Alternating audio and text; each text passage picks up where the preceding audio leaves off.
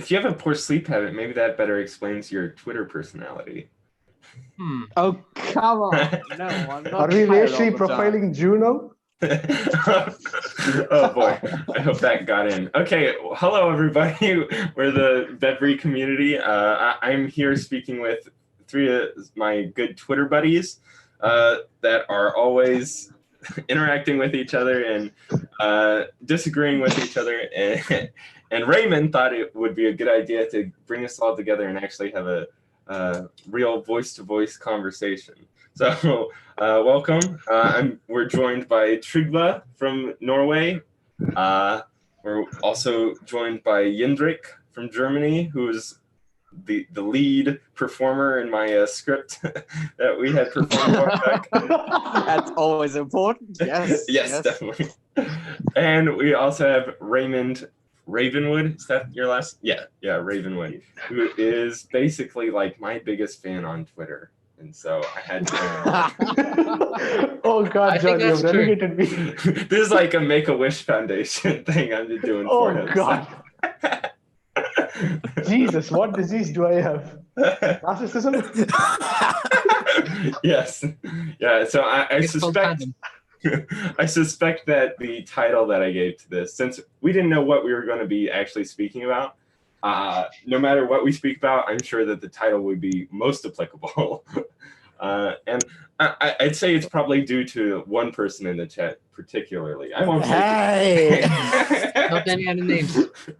Yeah, I don't need to name names, really. I just realized what you titled it. Dang it. That's the thing. No matter what I title it, the most narcissistic one will always assume it's about themselves. Thank you. I like how only Jew respond to that.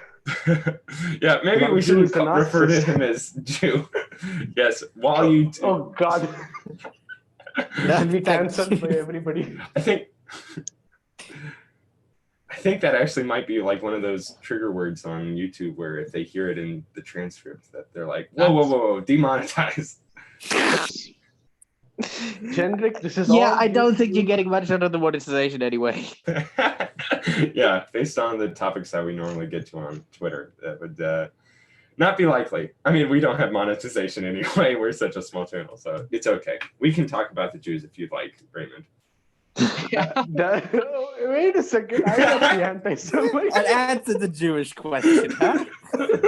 Oh boy. Then again, there isn't really that much to say about Jews.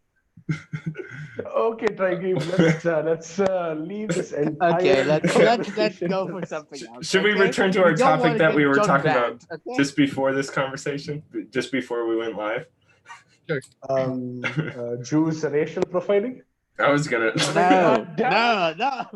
That's it. That sounds I just want to really figure out wrong. where you live, okay? The German appropriation of Hinduistic religious icons and images. Exactly. Let's stick to that. Jew is the racist here. That's the line we're going with. And we get pulled up by the FBI. All right. No. All right. This was all Raymond's idea, by the way. So everybody go get mad at him for this. But oh God! Thank you. But what's on me? But I know that. Oh gosh, the thing is about Jendrik on Twitter is that he never ends a conversation. So if you reply to him, he's always going to reply back to you. So if you want to join him in this death spiral, he is always willing to take you all the way down. Actually, that's false. And there's proof in the conversation that's for this to happen. Oh, you managed to We best him? literally agreed we were going to continue it in a conversation, so I really don't see how that's my fault. No, by default, Tangerine wins. By default. Oh, okay. Well, if that's so. All right. So then what was this conversation that you guys were having where you both agreed that you were going to come up here? Oh, good. Can we get a summarized version, maybe? Yeah, maybe you want to begin, Trygve, because you started it. Yeah, so this all began with me retweeting a tweet, obviously, on Twitter, by someone who said, I don't know who needs to hear this, but the far right doesn't care about free speech. And I felt like I should add to that, to be clear, that's the actual far right, which is a far smaller group than the far left would have you believe. And these radicals are just about equally mischievous and are perfectly willing to attempt to use our values against us. Don't give up the values, but don't get tricked. That's my addition, and then Jendrik responded. Right. So about that, I had two complaints. For one, that they were using values against you. Because there are actually two ways you can see that. You could see it as trying to convince your opponent using arguments that they will actually be willing to accept, merely conforming to who you are talking to. Or alternatively, as he chose to portray it, as attempting to subvert these ideas, right? Yeah. Right. All right. Maybe So you want to go on? What is the alternate option? So there's two ways of interpreting it. One where they, I guess, just have their own specific types of values, and they're not actually. So there's one way in which you can think of it where the far right have their own specific set of values that they're trying to optimize, and then or follow, or the way in which the far right is, they might have their own set of values or they might not, but what they enjoy doing is just subverting other people's values. Is that the way that it seemed that Trygve was using the or well, actually, we're talking about the left right now. The right. Right, the left. Okay, gotcha. Both. Okay. Yes. In this case, it really doesn't matter. The thing is that, yeah, of course, from the other side, it's always going to look like they were trying to be deliberately destructive, right? Mm-hmm. Because you don't believe that, and you believe what they believe will cause great harm to society. Mm-hmm. So necessarily, they must have evil intentions. But that's not what it looks like from their perspective. From their perspective, it seems like they are doing exactly what is right and doing everything they can to achieve this. Yeah. So who is it that we can actually expect to have evil intentions? Really only people with special interests. And the fact of the matter is, most people don't have special interests in politics so long as they are not in a rather powerful political position, right? Because ultimately your vote is only worth so much. Mm-hmm. To an extent, yes. So you live it, or I don't know, do you vote? Me? No, Raymond. Yeah, because India is, I think, the world's largest democracy, meaning that your vote is worth not very much, really. Yeah, your blunt honesty is appreciative. Yes, I do not vote because I am in fact not a madman and I do not enter into Indian politics. Oh, right. Yeah, okay, that's another good point to be made. All right, go ahead, Trygve. You were going to say something. Yeah, so I absolutely agree that there is such a thing as people just using different sets of, that people just prioritize differently. I tend to regard these kinds of conflicts of values as conflicts of prioritization. So people have various values that they care about, and some value is going to have to come at the top in every instance. It doesn't have to be the same one because we don't have to be consistent. So what happens, let's say, is that you have people who believe that we should aim to equalize outcomes, let's say, because to take that one, and who also believe in human rights and try to find a way to even those out, to make them work together. And ultimately one has to fall for the other. The question is which one goes when it really counts. And to jump back to the far right here, they generally seem to understand and to regard protection of ethnicity or race or whatever they want to call it as more important than, for example, free speech, which is perhaps the most obvious one. protection of speech, that is. So they would like to use their free speech protections in order to try to get in the positions where they could get rid of it, because it's inconvenient, because they fundamentally don't believe in it. Now, I'm not saying this goes for all of them, but I'm saying that this is a kind of direction. And the problem is that protection of ethnicity ultimately means someone has to make decisions, and those decisions can be unpopular. And if people speak up against them, that causes trouble. So really, what I'm talking about here is more of a kind of hypocrisy on the part of the far left and the far right that I describe as using our values against us.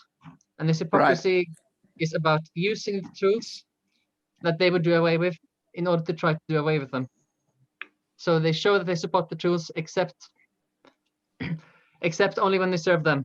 I see. So it's like free speech is only an instrumental value for both the far right and the far left, whereas that they only use in order to kind of propagate their own values besides those. Not a kind of good in and of itself. How exactly does that make them hypocrites? They'd be hypocrites if they'd say something different from what they believe and act like. They don't. They use something to...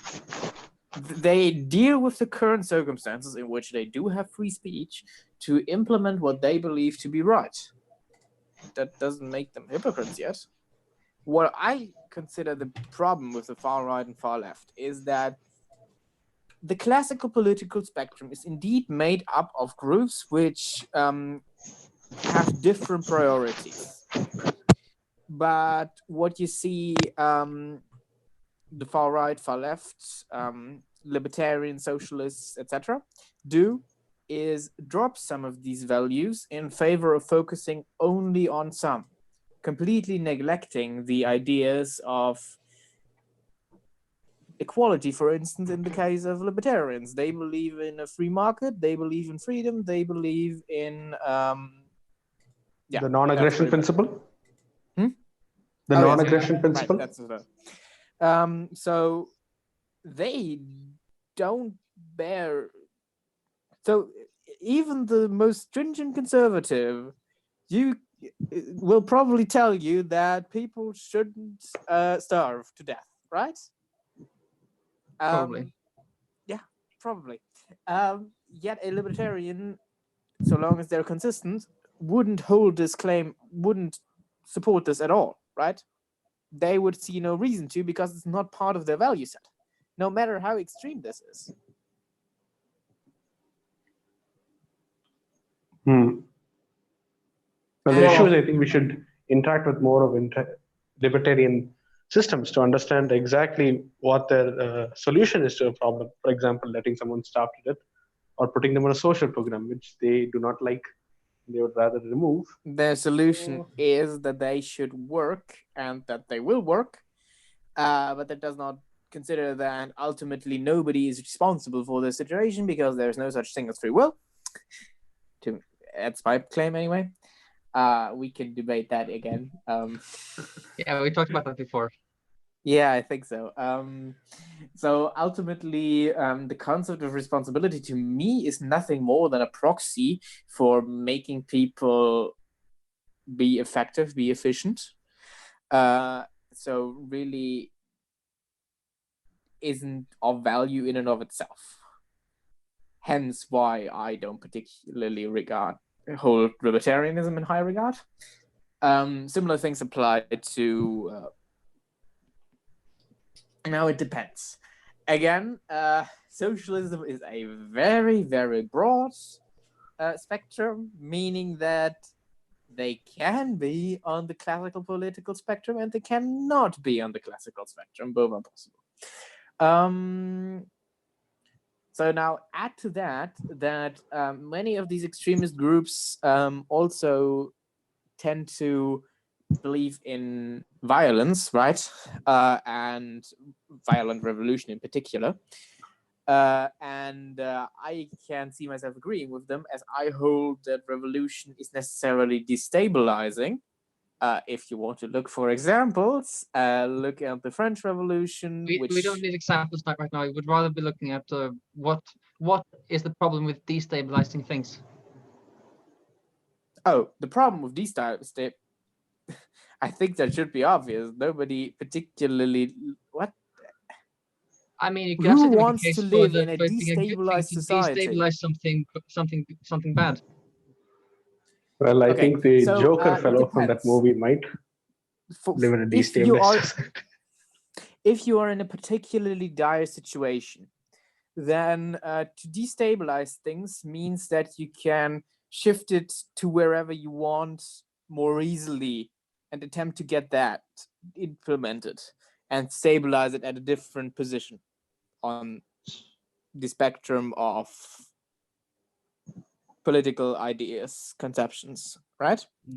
So yes, you're saying they want temporary destabilization to enact the plans that they wish, so they can align it with their own political system and establish a new system. Okay, so if you have a constitution that's a stabilizing force and it will constrain you in what you can do, if you topple the state which holds this constitution, then you will be able to more easily implement changes that would have contradicted said constitution. Correct. That's an example. So that's why you might attempt a revolution. And you However, would think that's a good thing if you think the constitution is bad, for example. in some cases, this can be good. See French Revolution, arguably important. See the American Revolutionary Wars, arguably also advantageous. Not if you're British, but You're that's not. another story. So, however, we need to look at how we need to consider that to get to this new system, we first had to go through a long period of instability. Again, example, French Revolution, Russian Revolution. Look it up if you want more detail. These periods necessarily are there are grave problems during these periods. Napoleonic Wars, how many people died there? Russian Civil War. And these we want to avoid under normal circumstances. Now the question is the situation sufficiently dire to warrant a potentially bloody revolution? Do we need such radical change right now as that it would be warranted? Well, you would have to specify a location. How so? Because if Jews making a statement of, is the situation dire enough so we can warrant revolution? Oh, right, yes. Where is it dire? Where would it be dire enough? Of course, the world is not one, yes. Right, so is the situation dire enough? The thing is that there is much disagreement about whether the situation is dire enough. In some places I might agree, in other places I wouldn't agree. Why not choose a powerful political country at the moment that would awful political country? Oh my! I think that's somewhat deviates the conversation. What's awful? You were on socialism and how some kinds of socialism fall within the traditional political spectrum, the classical one, I believe you said. Yes, the classical one transfers worker control of all privately owned property. No, the classical political spectrum, not the classical socialism. I might have misheard. Yeah. Sorry. So, first of all, English is even worse about using the term socialist than, say, German. So, for instance, we have democratic socialism, which generally tends to still hold many of the values that you typically see, notably democracy, right? So it really depends. Socialists, I don't want to fixate fix it any more than saying some are definitely outside, some are definitely inside. It's a terrible term to be using. It just really gives you an overall idea of what we're talking about. So getting back to what I was talking about, the thing about the far right and far left is that they both believe that almost always in revolution now, independent of where they're at. Now, in some places, I might see this as warranted. I'm sure that, okay, I know for a fact that there is a number of places throughout South America where it's warranted and where it's also going down at the moment. Similar things apply to the Middle East, for instance, or large parts of Africa. Africa is actually, well, it depends. Matter of perspective, as I've said before. The far right and far left hold these opinions for one simple reason. They want to change the system in a way where certain values are dropped entirely. What are you doing? Oh, are dropped entirely. So this is what I had alluded to before, in that, what the hell? Are you still here? I think it's muted. Okay, yeah. This is just Yeah. because John changed the Yeah, sorry. I was a little confused. I wanted to oh shoot. Yeah, it should be fully in view. So, Yeah. Sorry. Well, I thought my time was up and I was on a hit list. Thank you for that, John. I don't know. I was wondering if having something more visual going on screen for everybody, but that's okay. I'll take it off. Sorry, I completely derailed. I was just a little confused. Okay. So we are looking. So this is the primary reason I see why the far right and far left are typically the groups that are advocating for revolution, right? Because they actually have not only changes in priority, but also completely qualitative changes. Yeah, I think a good way to think about it is that they're just basically, they have a different idea about what matters, a different story, a different viewpoint from which they decide what things matter. And they won't wish to get rid of certain different things in their perspective. In like my most recent Quora posts, you can think of it as generally being on the tail ends of a lot of distributions of opinion. Yeah. Well, I wouldn't, again, I'm trying to make a hard cut there because they seem to not only be at the tail end, but they seem to be all the way off at affinity. So tail ends that accumulate in a way. So you have several different tail ends where they are at a lot at the same time. Yeah, there are, of course, multiple distributions.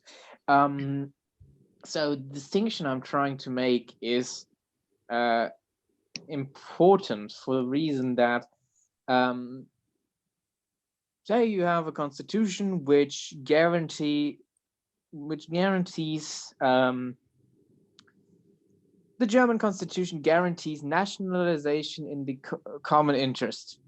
This is very broad, right? Yeah. So now typically somewhere in the center you'd argue, okay, we generally don't want to nationalize all our companies because they aren't going to be very happy about that, and they are going to start founding their companies in different countries, and we're going to miss out on a whole lot of taxes, right?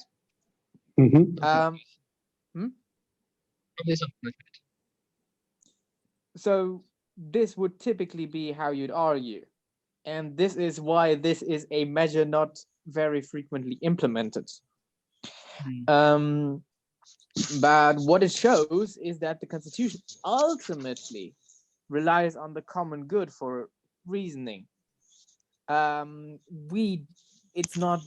doesn't dogmatically assert that private property must, also nationalization with adequate compensation, I think it is what it says, that private property must necessarily be respected. and that there is nothing that could ever possibly overpower that, right? By doing so, you violate one of the central values of libertarianism, right?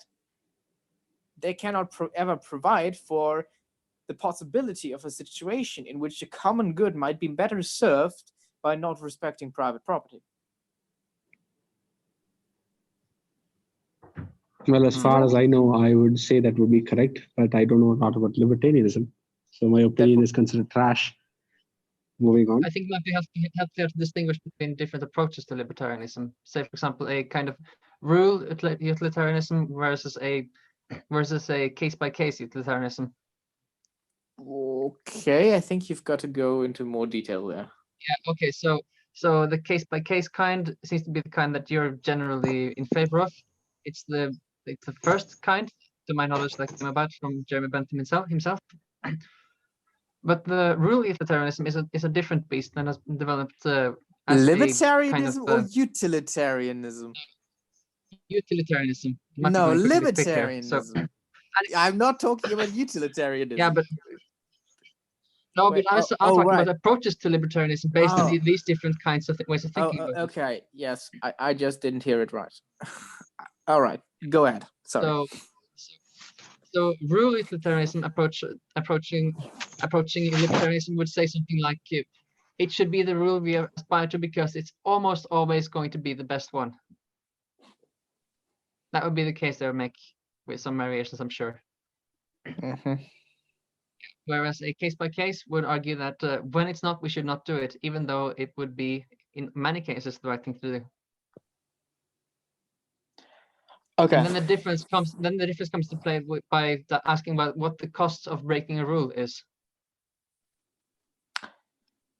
Yeah, what the cost of breaking a rule is what you'd call case by case would consider, and would thus come to probably very similar conclusions to what you call rule libertarianism. Utilitarianism. What? You said utilitarianism, not libertarian. Not L. Okay, so as it would come to very similar conclusion, but they might be slightly different in certain cases. And as I see it, okay, so what are these sorts of moral theories for?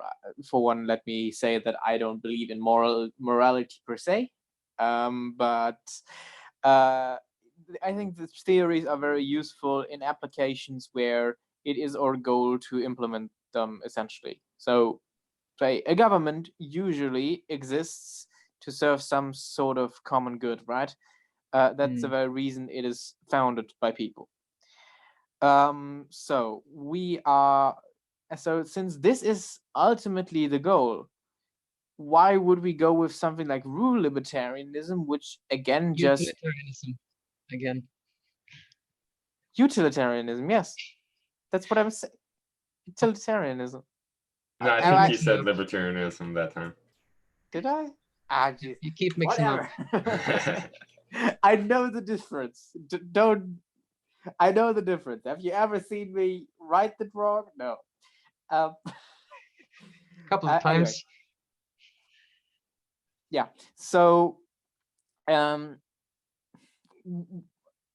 okay, I think I need to go into this a little more generally. What we can see very commonly in our society is people looking at something and seeing it's a good idea in terms of one framework. An example of this might be, yes, it is indeed a very good idea to have consistent principles, as they are much more easy to adhere to, so long as they usually comply with what would serve the common good. This is precisely why all laws are typically written in a way that is pretty clear, that will prohibit murder even if it could potentially have served the common good, right? So in forgetting this, however, we run the risk of making inferior decisions that might not be worth it for the reason that I outlined before, because simply asserting that using principles makes it easier won't outweigh every possible other bad. So this is really a limitation of our worldview. And this is what I argue against. Never limit your worldview beyond what is absolutely necessary to create anything at all consistent. And in using what you call rule utilitarianism, we are again limiting the scope of pure utilitarianism in favor of having a more principled dogmatic approach, which in this case we could have just as well derived from utilitarianism itself. Actually, it's more of a practical approach, because if you have to figure it out for every single case as a single case, you spend a lot of time thinking about it, and you don't have that time. So it's a practical approach. Yeah, exactly. Well, that's another. So why is that something's practical important? Well, because in some sense, or it's good. So a utilitarian would think about this, or would consider this, and would consider this as a valid point, and thus allow for a more principled approach, however, not explicitly distinguishing it. You are ultimately still arguing from a utilitarian perspective at the same time. Yeah, that's why it's a utilitarian perspective. It's different approaches that have different strengths and weaknesses. That's why it's a kind of a subgroup of utilitarian thinking, a subcategory. But I think it better informs the idea of the principles of, for example, libertarians. Yes, they have. Okay. What I am not arguing against is that principles have value. What I am arguing against is that principles have value to supersede all other possible considerations. In a simple sentence that is very loaded language, you're arguing against the idea that principles have transcendent value. Transcendent. Yeah, these are words nice that I word. would. That goes beyond what we can possibly understand. Not what we can possibly understand, but beyond what could ever be beaten by something else. Infinite value. So say your principle causes somebody to die, but it is usually quite applicable and useful. Should you still apply that principle? Yeah, that's a moral dilemma, an ethical question. That's not a moral dilemma, because I would argue, okay, this principle probably, holding to this principle probably doesn't have a value greater than keeping that person alive. So keep that person alive and break your principle for once. But there's also the thing, you also have to take into account that if this principle is one that can be violated upon certain circumstances, then it leads to people not holding that principle universally in all the other circumstances. Absolutely. But we need to consider, okay, we need to be more precise about which principles we're talking about. I've alluded before to the law, which is basically a set of principles, right? Mm-hmm. So property rights is the one you brought up earlier. Let's keep to that. Mm-hmm. Right. In the case of the law, imagine we had a system in which the common good was the ultimate authority and there were no principles whatsoever. Well, people would fear the government because it's very difficult to tell what actually serves the common good and what doesn't, right? Yeah, everyone has their own idea. This is why, to avoid this fear, we need to have something that more so resembles principles, right? Mm-hmm. So since we have something that, since in this specific circumstance, there is great danger, as in the fear that people would experience, to not holding these principles, to holding this not as principles but as the common good. We should definitely put great value on the principles, and maybe they're also worth more than a human life, debatably. Yeah, debatable. That's why I called it a problem earlier, a question. Mm. Well, I can see, like, even just practically, like, insofar as a society is willing to fight and die for these principles, to be that could be a weighing. There is that weighing of the human life against the principles. On the other hand, say you have the principle to never lie. This is not unreasonable. It's extreme, but not completely unreasonable, because people should trust you theoretically. So now, is that worth a human life? Should you tell the serial killer where their target is? You first have to ask the question of what counts as lying, because it's not as clear cut as one might think. Right. I'm really just trying to give you an idea that there are different types of principles which have different values according to the argument I brought up, right? Mm-hmm. Not lying is sure important for being trusted, usually. So how important is trust?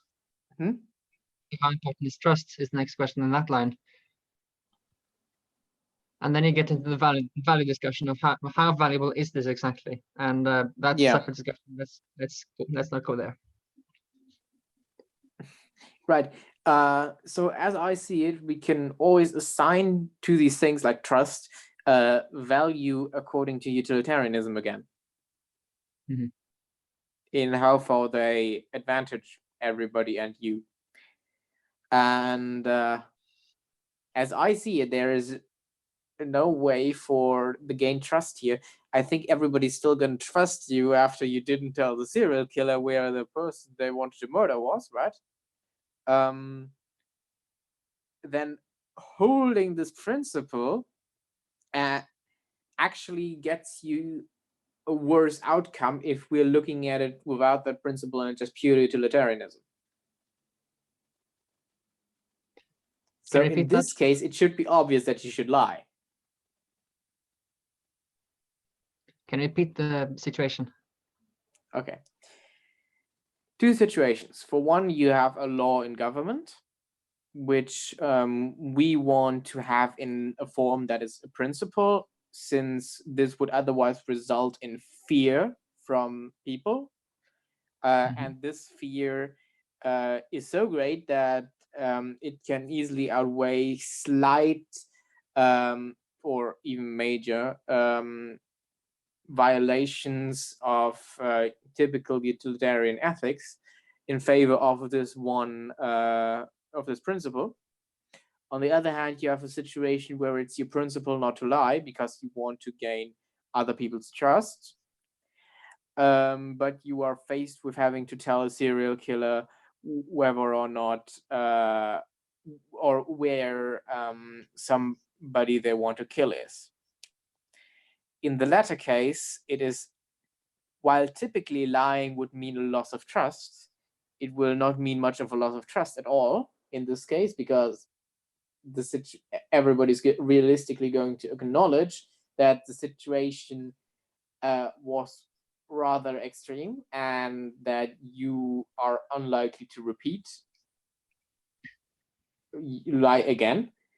On the other hand, your principle still says, okay, this would typically cause a loss of trust, so don't do it, even though this situation is not at all typical. Yeah, but we got back now to the thing I brought up earlier about how we might want to make it very clear what counts as lying, because again, it's not exactly clear cut. You can say things, for example, to this would-be murderer, I'm not helping you with this. And not lie, but not help. Right. Okay. And another example, there's this book series I've read some years ago, The Wheel of Time. You may have heard of it. Mm-hmm. In that story, there's an order of basically wizards who Okay. are sworn by an oath that they cannot possibly break, to never lie. So what Okay. do? Because they really want to manage how the world develops, they don't lie, but they just play with the facts. They leave out things and try to manipulate what people know to make them come to certain decisions. Sure. So strictly speaking, that's not lying, but it's very deceptive, and it might be counted as lying by some standards. Okay, so these are obviously thought experiments. Yeah. And I'm not arguing that it's a good principle not to lie, or even a principle that is realistic to have at all, No, right? of course. I am arguing in theory, if you had this principle, because of the reason that I gave before, then how would this affect your actions as compared to typical utilitarianism? And would this be reasonable and have sufficient weight? Yeah, but in the case specifically of telling the truth or not lying, however you want to phrase it, these thought experiments illustrate very clearly that it's not so clear cut what exactly is lying, and thereby what exactly we understand by telling the truth. Yeah, and depending on how naive your understanding of these is, you're going to come to very different conclusions by applying such a principle. So it might be an entirely valid principle if you just think about it in the right way. Right. Okay. So so what you seem to be alluding to is that you can also have more nuanced principles that take into consideration more factors, right? Or more nuanced ideas about what the principles are about. Right. Okay. So yeah, is it something sort of like, if you don't have a kind of well-structured formulation of the principle prior to putting it into practice, then you cannot really be sure whether or not you're actually applying the principle or not? Yeah. Okay. That's a pretty good way to put it. And it also applies to things like equality, for that matter. Oh, okay, yeah, so, like equality of distribution or equality of opportunities. Yeah. So what so your problem seems to be that you cannot foresee all the implications of your principle if you don't have it well formulated, right? Well, I wouldn't make the claim that you can foresee all the yeah, exactly. all the consequences of any principle, no matter what. I would rather just say that how nuanced it is has a big impact on how it works. Okay, so how nuanced it is ultimately decides in detail what the consequences are going to be like. And you want to set it up in such a way that it won't get you any consequences that would be worse according to utilitarianism, right? By the rule utilitarian approach, yeah. Yeah. So you would want to set it up in that way. But I say setting it up in this way is not possible precisely because you cannot foresee all consequences. That's one of the big problems with utilitarianism wholesale. Yeah.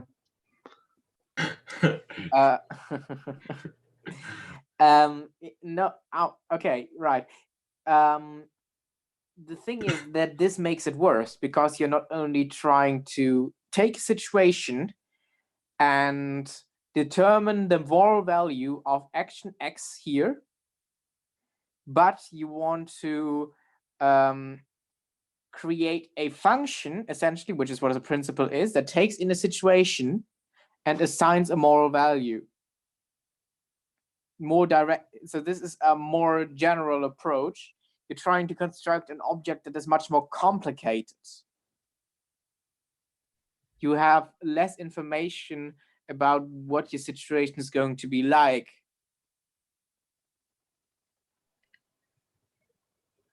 Yeah. So this makes it harder, and that's what you definitely don't want to avoid, because there's connection there. I don't think I caught what you said. what? I'm gonna do a quick troubleshoot of the internet because something seemed wrong there. I lost what you said. Okay, doesn't find anything. You just cut out mid-sentence, so I don't know what you were saying exactly.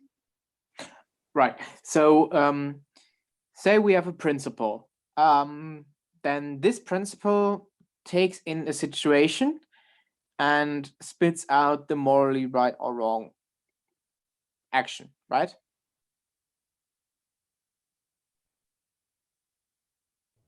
Yeah. Oof, technical difficulties. Oh. I'm gonna try to disconnect from the internet and come back on. Okay. Okay. Yeah.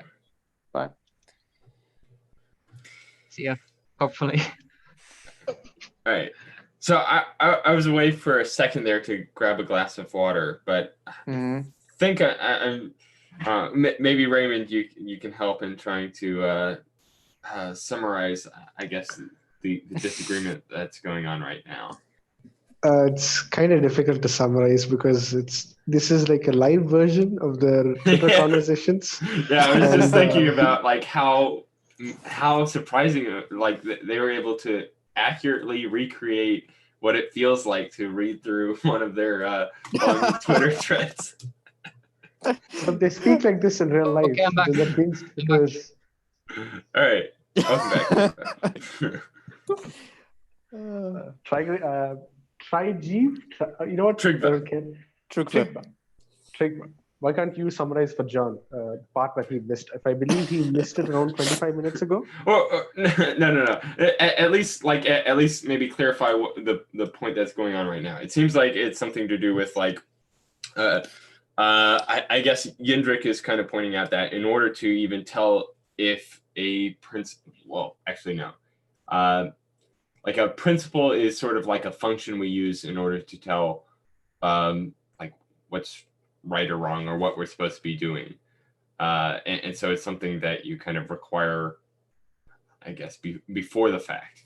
But because the world is such that we have incomplete knowledge that like any principle we might apply will be inefficient to all circumstances. I don't know. Okay, wait. Yeah. What you are... we need to make a distinction. First of all, we have principles which are essentially the axioms of our system, right? Mm-hmm. So, say for deontology, it be the what's it called? The categorical imperative. Categorical imperative. Kategorischer Imperativ. I had it in German in mind. So, or for utilitarianism, it would be essentially the common good, right? Mm-hmm. These are the axioms of these systems of morality. In utilitarianism, I think you could say something like positive experience is good. Mm-hmm. And utilitarianism specifically, positive experience for as many as possible. But also negative experience for as few as possible. Then we also need to weight the different positive and negative experiences in how positive or negative they are. Which is highly subjective, yeah. Yeah. That you can argue. John likes to argue exactly that. John likes to argue that you cannot weigh off negative and positive experience properly. Yeah, from my standpoint, common critique of the utilitarianism that exists, as far as I'm aware. Yeah, they're both like two differing variables, and so you'd have to like assign some sort of arbitrary weight to one variable to like compare it against the other, but they're ultimately measuring two different things. Which is something that I don't really agree with. For me, every positive experience is a reduction of negative experience and vice versa. So we are looking, so these are the axioms of a system. On the other hand, we can have derived principles. So look at deontology again. According to the categorical imperative, say the principle that you shouldn't lie might seem reasonable. Let's ignore the fact that lying is not particularly great. You shouldn't kill. How about that? Is that more clear? Sure. Well, there's the also categorical imperative is much more sophisticated than that. Yeah, exactly. It's very difficult to formulate. Okay, so what I always found funny about the categorical imperative is that it says, oh geez, and I can't quote it. That it says something about having a principle. So it says that treat every person as a means, as a end unto itself rather than a means unto an end. Yeah. In a kingdom of means. So in German, it demands from you that the law be entire. So the principle you take be entirely general. That you could want everyone, absolutely everyone, to follow it at all times. Mm-hmm. Yeah. So what the hell does general mean? This is like the first question that I'd ask. So do you mean general as in this has to be always true, independent of the situation you're in? If that's the case, then the only possible principle you can hold is either always do what you want, do what you do want to, what you're checking if you want to do it, or always do not want to do what you want, checking what to do, because all other possible principles ultimately rely on the situation. For instance, if you ask, okay, should I lie? Then you still need to be in a situation in which you can lie. You need to be talking to someone, pretty much, right? Mm-hmm. This is always. I see. So you can kind of say that, like, okay, when you're alone by yourself, the general principle of do not lie is one that isn't being applied there. So that's an instance of it not being a general principle because it's not universally That's wrong applied. then. That's wrong because you can absolutely lie to yourself, and I'd argue that goes against the categorical imperative too. Yeah, that's actually pretty good. Right, fair enough. But you cannot kill someone if there's nobody to kill. You can't kill yourself. But you can't kill yourself. I sounded a bit too enthusiastic when saying that. You see what I mean? It's much more sophisticated than what you first tried to come up with. Yeah. So generality of a principle is a very, very ambiguous term. Yeah. By especially nuance, considering that you can't regard all humans as inevitably, in a synthetic a priori sense, always being in action. Yeah. So there's always a human involved, and the human should always be treated as a means unto itself, an end unto itself. I mean, by his imperative. Okay, so what you seem to mean by more nuanced is really less general, more specific to a situation. For instance, yes, don't kill people, but in war it might be all right. So you've now limited the scope of situations to which your principle applies. I like your point. It's kind of similar to something I've said before about how the categorical imperative relies on the virtues of the person devising the maxims, in that they have to make decisions that might be beyond what humans can possibly do in order to figure them out, because there are so many things that could be modified for. Okay, first of all, we can look at the purpose of moral theories, right? Ultimately, what we want them to do is to resolve for us situations which we are quite fuzzy on if we just use our intuition, right? That's why we have these. Figure out what's the right thing to do. Exactly. What's the right thing to do? And to construct them, we go off our intuition of things we're sure of. And we try to construct moral theories that comply with these intuitions we are actually sure of optimally. So I think we do that in a Piagetian sense. What? I think we do that in a Piagetian sense, as in we are watching the game play out, so to speak, and then we're abstracting the rules out of that. Exactly. So that's what we're trying to do with moral theories. Now, trying to rely. So this is also what deontology does in trying to refer to what you'd want to be the general law.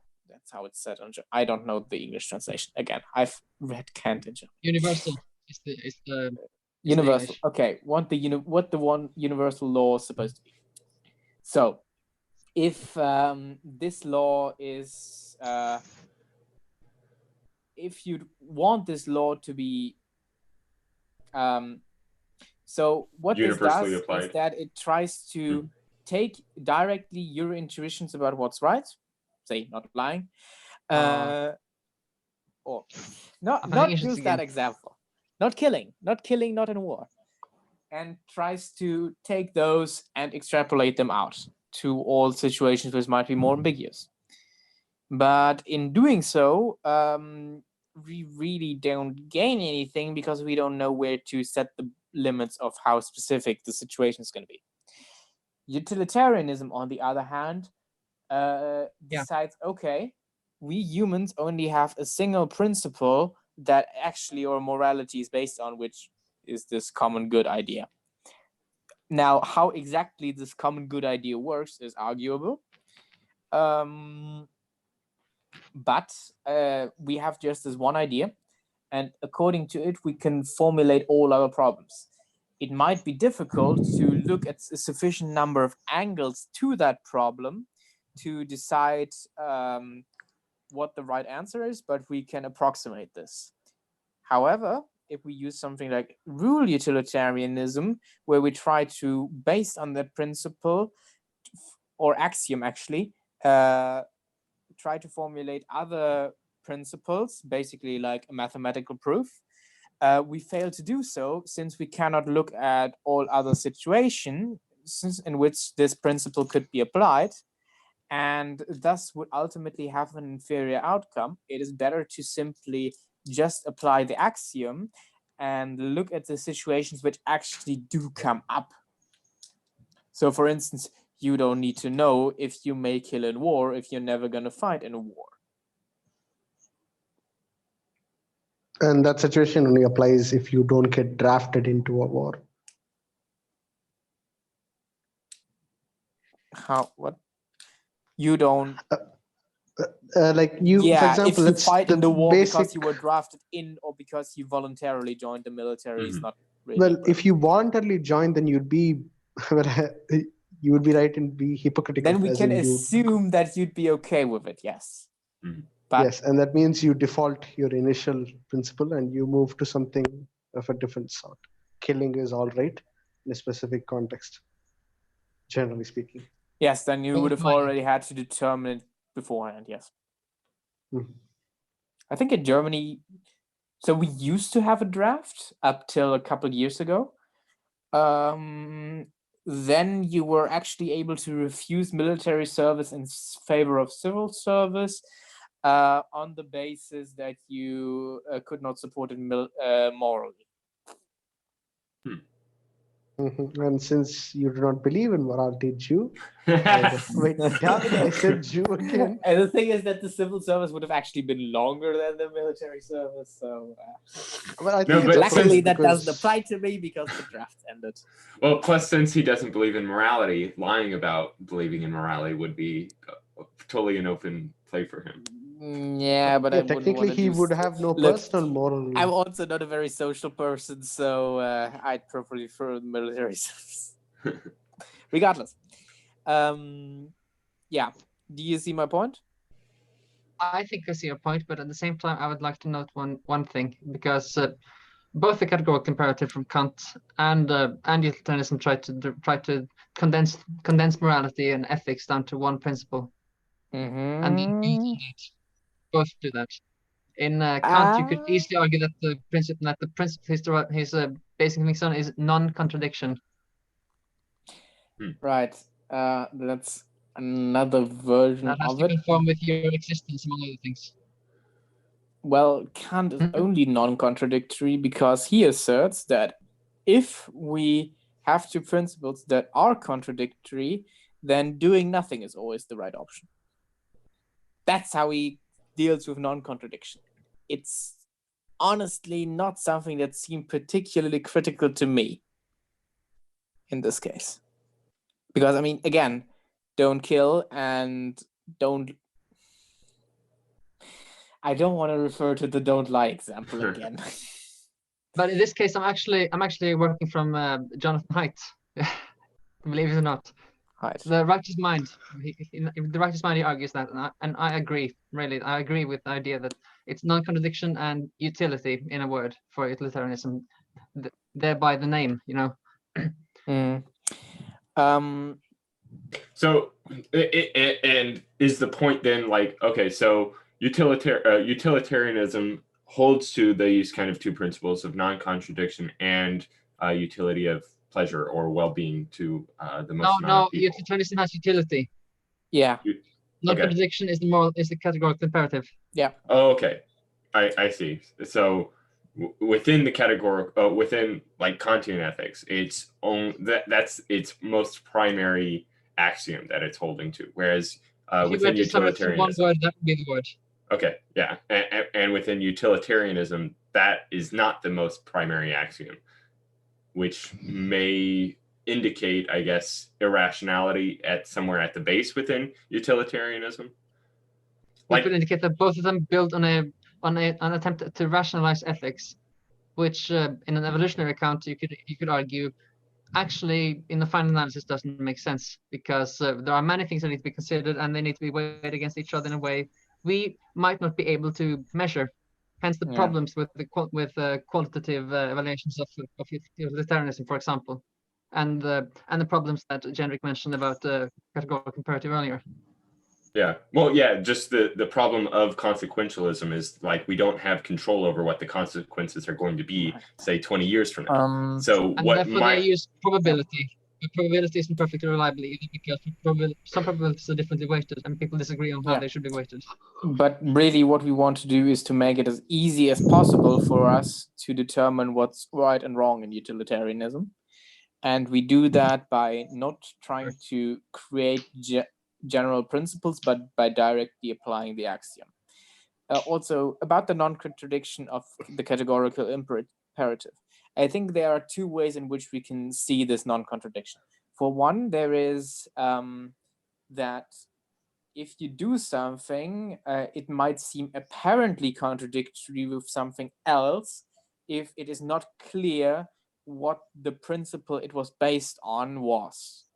And for the categorical imperative, you always make sure that you have a clear principle, right? So using something as abstract as the axiom of utilitarianism, you end up with a very hard to discern principle in your actual actions, right? Yeah. It's not always easy to tell that this is actually what you were working off of. This problem you don't have with the categorical imperative, and that is why it seems non-contradictory. The thing is that the principles in and of themselves may be contradictory, and that's, I think, an important distinction in this case, because that is really not what Kant was paying attention to. He was seemingly paying attention to your actions seeming non-contradictory. Seeming, I don't think is actually what it was about, because I'm actually currently right now reading a summary of Kant. It's kind of relevant actually. And central to his entire philosophy seems to be the idea of the human actor at the center. So everything revolves around the individual actor who is in a situation in time and space, and who therefore has to make decisions. And his theory about morality builds on something like the idea that all humans are in this situation and have something like a similar viewpoint to the point where it's necessary to regard them as equally valuable as yourself. And of course, you are an actor. To stop being an actor, it's hard to argue that's a good thing by itself. So treat every human as an end in itself is derived from that. And the idea relating these together is that the rules that you act from, regardless of how everybody else acts, because it's a principle, deontological right, is to fit together in a coherent whole. No maxims are to be contradictory. And now, sure, it's a limited perspective in the sense that that contradiction might be necessary for survival. So from a Darwinian perspective, it's a terrible idea. But it's absolutely not contradicting itself. So I can kind of see the difference in, like, for a deontological ethic, you can at least be sure of the action that you're doing is good or moral prior to the committing to that action. Whereas from a consequentialist perspective, the best you have according to deontology, you can be sure. Yes. But within a consequentialism or utilitarianism, you have only general ideas, or I guess intuitions or probabilities based upon like a priori weights as to whether an action will bring about greater utility or pleasure or well-being to people. But and not even will, but is likely to. Mm-hmm. But it is susceptible to being changed through time to tell you, oh, what I did there was actually the incorrect move to make, even though from my perspective before that, I made the perfectly rational choice. So now we're getting into trying to argue for and against utilitarianism versus deontology. No. I'm not arguing for or against either, as much as I'm arguing for and against both. Yeah, but okay. I am not, though. Okay, well, I'll try and present something that I've been thinking of just lately, because we're presenting sort of a dichotomy between utilitarianism or deontological ethics, whereas there's an older ethical system of virtue ethics. Yeah. Yes. That was sort of like based within Aristotle, and then kind of moved forward with the Stoics, and has even some Christians kind of adapted it into their system. 1 second. This is actually the first thing that me and Jendrik discussed, I believe, before he followed me on Twitter. Oh, really? Perfect. Yeah, I was arguing for virtue ethics as being the first expression of an ethical code, with the other two building on it. Oh yes, I have an idea around that too. And at least from my kind of position, it seems like virtue ethics is more compatible with the uncertainty and shifting environments of evolution, because it is fundamentally kind of based within an observation of what is succeeding and what is working within one's own environments. Sure, it's based upon intuition. It's like, oh, I have an idea that being able to be well liked by other people is good. And I see that this person is well liked by a lot of other people. I'm going to emulate that person. And now, if by doing so, I also become more well liked by other people, then this is it's giving me advice, kind of like what we were talking about, like what is the purpose for having a morality, is to know what to do, that like what is good, and then you can work from there. That's of course kind of using a natural virtues similar to Aristotle, where there are the good things that in regards to like our environmental factors, like having wealth, success, happiness. Well, actually, happiness I think is a more fundamental, I guess, value. He argues that people should be virtuous because that makes them happy. Mm-hmm. So it's actually consequentialist, but not utilitarianism. Yeah. Right. So if I remember, no, I know this. So the way I usually conceive of these three different major conceptions of morality arising is that we as humans, if we are faced with a situation, intuitively apply all of them. First, we start to look at, okay, what might this good person do? What might be the virtuous thing to do here?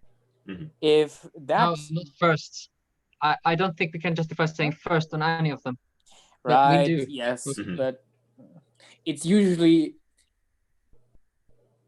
okay. Let's put it this way: it is the least mental effort to determine the virtue ethical answer. Right. Yes. That is one of the strong reasons for it. I think, at least, is like it's much. For one thing, like it will take you a good deal of, like, for consequentialism, you don't know what the future is going to be, and for deontology, you have to do a rational kind of understanding of every action before you commit to doing so. Right. Whereas virtue ethics is built within emulation of others and also building up of habit. So you don't even have to go through any sort of rational cognitive processing in order to be good. So that's why I tried to say first, but okay, if you're not okay, I can work with something else. Deontology is then what, to my mind, comes second, or that takes the second least mental effort, as it just requires you to find a principle and put that and determine if, according to this principle, this specific situation wants you to do this or that. Utilitarianism is, for the reason that also John outlined, of course, the most complicated and realistically completely impossible and can only ever be approximated. But all these three patterns of thought are ones that humans do employ, and that we do think in. So from this, the Aristotle, Kant, and Bentham, the major ones anyway, seem to have derived their three different systems, and they have tried to capture each one of these aspects. So why do I now argue for utilitarianism? I actually wouldn't argue for it in general. It very much depends. I think that morality is better conceived of as something that can be used to describe how people are going to act than as something that is normative. Well, again, that kind of ruins the very purpose of morality. Yes, like I if know. we're if morality is used to indicate to us how we are supposed to act, and you're just using it descriptively, then that provides you no mechanism. Then you're leaving the area of ethics and morality and moving into the area of social analysis. Mm-hmm. Exactly. The reason why I do this is we need to first ask ourselves, how can we have something normative if we don't even have the free will to decide what we want to do? And there's that discussion, yeah. Mm-hmm. Yes, that discussion, yes. So that is why I personally drop it in favor of making it a descriptive model where I say, okay, humans act according to all these three. A government should is built in such a way. Yeah, avoiding should is a very difficult thing, which is precisely why I don't drop morality entirely, but just reframe it in such a way. A government is built in such a way that it acts as if it were utilitarian with respect to the group that is its population. Mm-hmm. And not even just government, but even groups in general. If somebody's a part of a group, then the group will do what's in the favor of the group rather than what's in favor for the individuals within it. I mean, there are governments which are dictatorships. Yeah, and these don't generate. Yeah, and there's also groups that are predatory. That's true. Yeah. So not necessarily all groups are. Yeah, if your claim were true, that would mean that everybody would always act morally. Which I am not affirming for sure. That seems unlikely. What are you talking about? I know nobody does anything wrong. Yeah, everybody's a good person. Don't worry about it. So let's not. All right, so do we want to open up the free will can of worms? Oh no. Oh God, no. I guess not this time. Agreement for one. Yeah, it's kind of one of those things that, at least for me, free will is such a vague. I don't know how to really define it. You have to ask what it means for it to be free. Mm-hmm. Yeah, exactly. And there's To ways me, in which free will you can. is trivially non-existent. It just no big deal for me. It just is a given, pretty much. Well, okay. With Well, you it's connected funny with your because- lack of morality, I'm not surprised. Well, it's funny because I guess from Kantian ethics, free will is a given, even though it cannot be proven. It's just we subjectively feel as if we're free, and we all adhere to some sort of system of ethics, and ethics relies upon the belief, whether it's true or not, that people are capable and responsible of their actions, and so it's kind of necessary in order to build up any system of ethics underneath it. But forget about the necessity to build up a set of ethics. His point is more along the lines, at least from what I understand, that that regardless of whether we physically, analytically have free will, we experience it as though we have free will. Mm-hmm. And since we cannot leave our own experience, then might as well. So there's no point to give it up. Yeah. Why am I getting flashbacks to the mushroom enthusiast who showed up on last week? Yeah. Last time Trygve and Raymond and I were speaking, I can't remember if there was another person, but this guy from the chat came on who was a perennial philosopher, which is kind of like there's truth in every religion and philosophy and things like that. And then he was very much into the New Age and things like that. It was an interesting conversation, for sure. Right. John is way too polite. Exactly.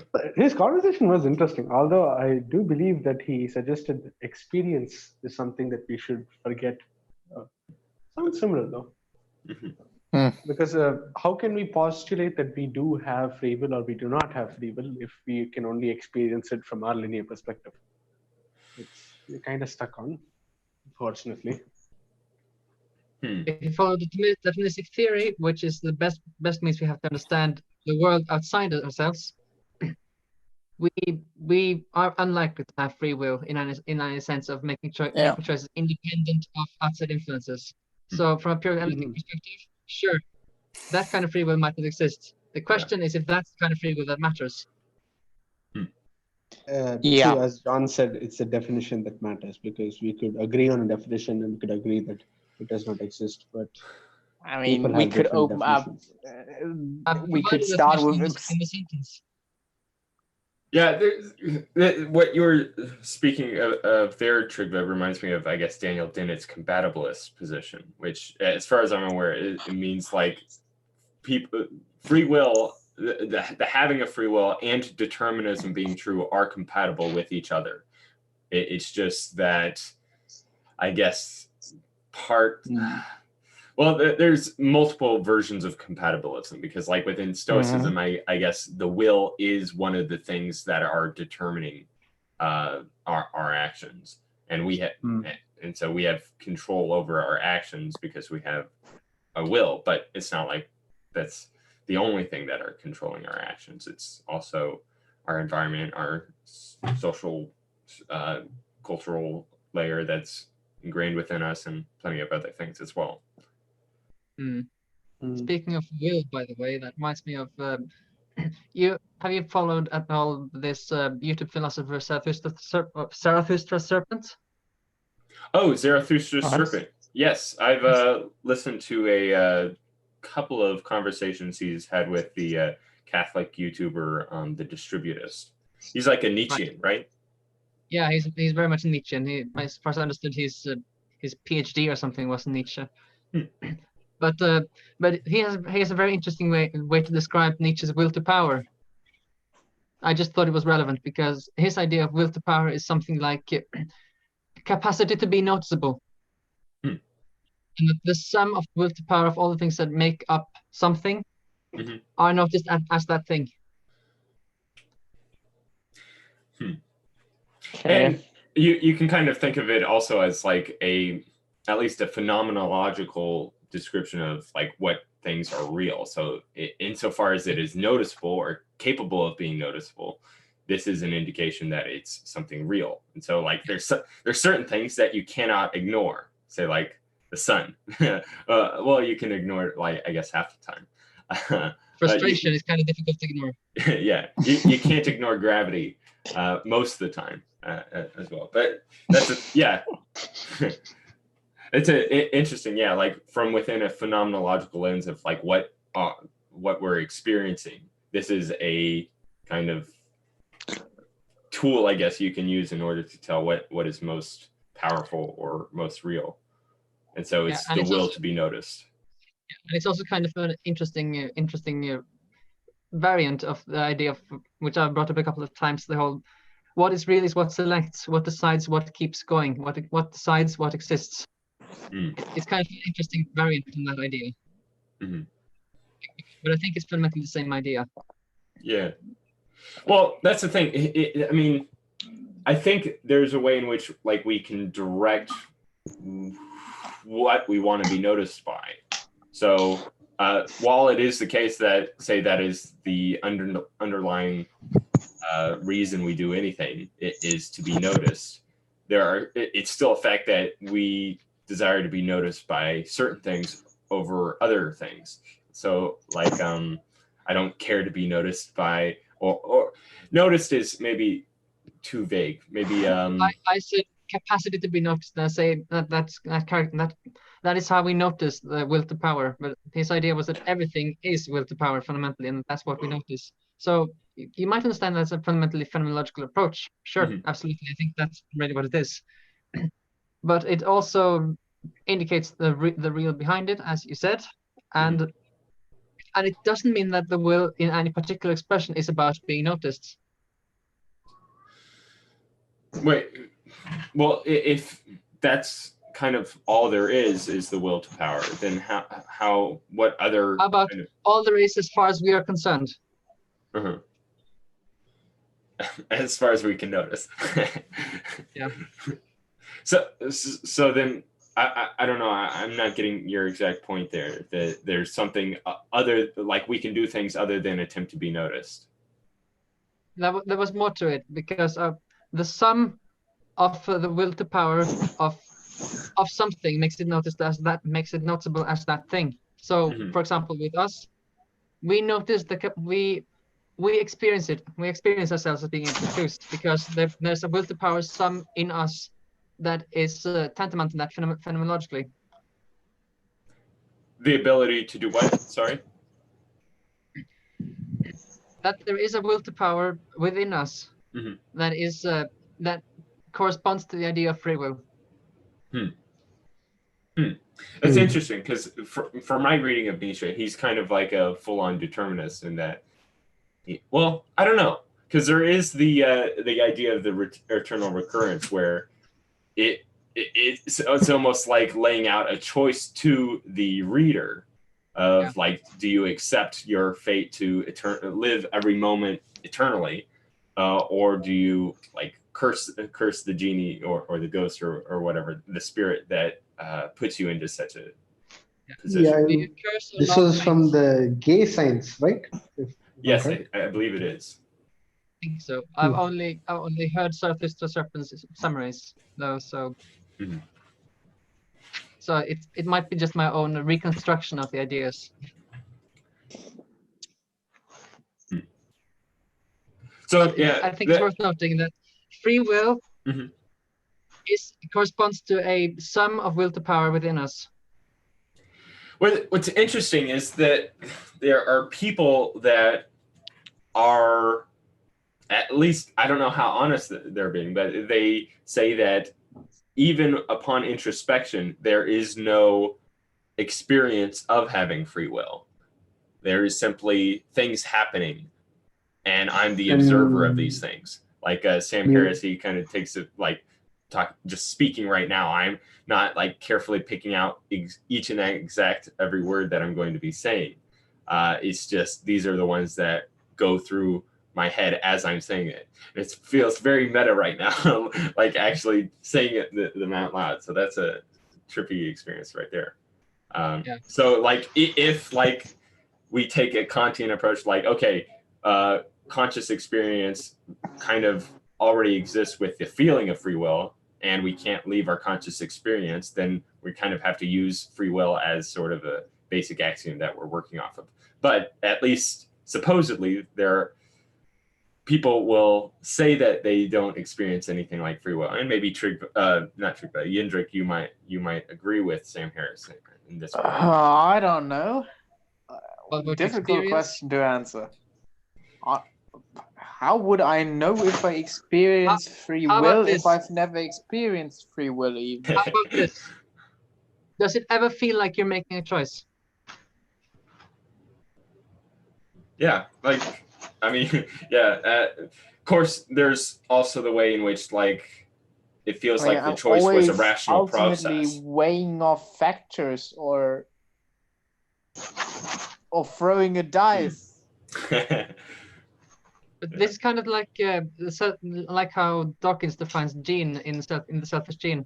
The gene as what corresponds to the expression of the genes. So not this particular set of code, but the bits of code that together make one thing noticeable. To go back to willpower. Yeah, in the selfish gene, he refers to the extended phenotype, which is not so much just the physical structure of the organism itself, but even how the organism acts. So, like, if say some sort of shellfish, I think it was some sort of like snail or something in his example that creates. We also use beavers. Oh yeah, beavers is a good example. So yeah, with like the beavers produce dams, and that is a action that is like almost inherited by beaver, within beavers, and this is something that kind of reshapes the environment in the favor of the beavers so that it can genetically propagate to a greater degree. And so it can be kind of like, that's why it's called the extended phenotype. An extension of the Darwinian process itself is there are actions that are derived from evolution itself as well. And then, of course, you also have variation within them. Mm-hmm. Which if we regard free will through this perspective, we could point out, for example, that it's absolutely possible that some people don't experience it that way, but it's also very likely that most people experience it that way. Mm-hmm. Yeah, that's true. Yeah, because like in the same way that people have a differing experience of how personal somebody that they interact with. Like I think, like I know it's hard for people with autism to be able to kind of track the internal emotions of other people, and it seems like, I don't know. It's actually never mind. That's. So yeah, there's these variations, I guess, of the experience that people will have that I guess will ultimately be determined by natural selection as to what will be more fit for the environment. And this I actually think this is one of the problems with Kant's perspective on these things, because first of all, this problem is what made the postmodern critique of it possible, I would say. And there's absolutely something to it, because there is variation. It's not clearly essential in the same sense that we might like to think it is, but something that has variation across along something like a normal distribution. Mm-hmm. Right. Yeah. In the Metaphysical Club, it kind of talks about the early American pragmatists and how there's a way in which you can kind of look at, rather than looking at people as individual, specific things, but looking at the population and then the kind of distribution of people, and see people as like components to that distribution bell curve, and then kind of working on, like, that is what is fit to the environment, is that bell curve, rather than each individual specific person. And I think this is actually part of Nassim Taleb's, as well as some of the other kind of group selectionist people that is kind of rising in prominence And Peterson recently. too, actually, on this point. I think Peterson is too much of an individualist to really get this. He's very much kind of. You're kind of quieter. I can't hear you. Personality. Oh yes, yeah, that's a good point. Like there are these distributions of personality types among people, but I think that's more in regards to like what a personal, like getting a better understanding of who you are as a person. Yeah, you're going to be fitting within one of these 16 categories. I think is. And to imagine these normal distributions, you have to imagine the population as an expression of the normal distribution. Mm-hmm. Right. Yeah, that's a good point. Like, while it is the case that every person is unique, there are still these generalities that can be applied and are useful, like the differences between men and women in regards to agreeableness and disagreeableness. And only a fool would object to thinking in those terms for at least the practical areas where they apply. Mm-hmm. I don't know. Maybe. Yeah, I heard you somewhat groan, Jendrik. Maybe you think that the generalities... I don't think so. But I think it's very difficult to determine accurately. And I don't know which of all guesses are right and wrong. I wouldn't want to make a judgment on that at all, really. You wouldn't want to make judgments on like whether generalities are in general, which generalities are correct and which aren't. I'm not saying that there are no generalities. I think there are plenty of generalities that are true, but I really wouldn't want to say which are and which aren't. Yeah, well, okay, so this is kind of like gets into, I guess, my very first video that I put on YouTube. Well, okay, actually not my first, I guess, philosophical video in regards to metaphorical truth. And this is where you can actually think of propositions as generalities that have a higher applicability, higher or lower applicability to the thing that it is in question to. So let me take a good example. Men are funnier than women. This is okay. The Instagram models I wouldn't think are that was correct. That's a fun example. All right. So this is an expression of a generality. And if I were to take this generality as like some sort of scientific proposition, it could be easily falsified by, I don't know, like taking by taking Jendrik and then comparing him to Kathleen Madigan. There we go. Okay. Who's that? She's an American Southern comedian. I don't know. She's pretty funny. Right. Okay. I don't know. Roseanne Barr.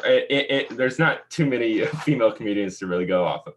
But just I don't actually know a single one by name. Okay. What's the one from Saturday Night Live? Or she's in 30 Rock as well. Tina Fey. Okay, there we go. If I were to take Tina Fey and compare him to Jendrik, then that would be a falsification of my proposition that men are funnier than women. Sorry, Jendrik. That's a general rule.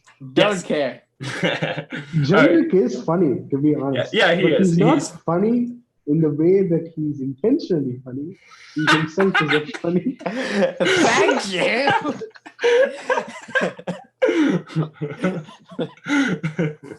Okay, but what objection to that joke? You have to do mind reading to get there. Okay, but it's still so if I were to take my general proposition as if it were truth act and universally applicable to all situations, then it would be falsified. However, if I were to, I mean, like it is sort of like Christopher Hitchens kind of makes the case that there is an evolutionary reason for why men are funnier than women, is because funny men show a higher capacity to be intelligent, and women are attracted to intelligence, and so it's genetically. Thank you. Well, I mean, it's part of evolution. As I said, intentionally funny, no. I think what we have to note is that these are just statistical correlations that might, to an extent, be true. Otherwise, you would to have be found fair- out that Tina Fey is more intelligent than Jendrik. Yeah, exactly. That's the sort of This is a thing that I like fact, to a avoid. scientifically valid fact. No, okay. So, but Jendrik, you do have a point. We cannot categorize humor in any objective sense because if a man, for example, is able to propagate his genes and assuming, let's say, he was funnier, it does not prove that his humor is what got him to that position. So this is tricky to. Sure, But, yeah, well, that the would thing is just be also that correlatory, it I only guess. move humanity towards being a little more funny, but it wouldn't eradicate all men that are not funny. It would only move men to being a little bit more funny rather than all of humanity, Right, because yes. it doesn't Well, really behoove women to be. Oh my gosh. On that this- note, I think the greater male variability hypothesis is more interesting as an Oh explanation. yeah, because that's a better example. Like men are more violent than women. Could be another generality that could I Seems could reasonable. yeah. But of course I could take Ronda Rousey and compare her to Jendrik, and Who's Ronda Rousey? she's A female MMA. UFC fighter. Yeah, MMA. Okay, right?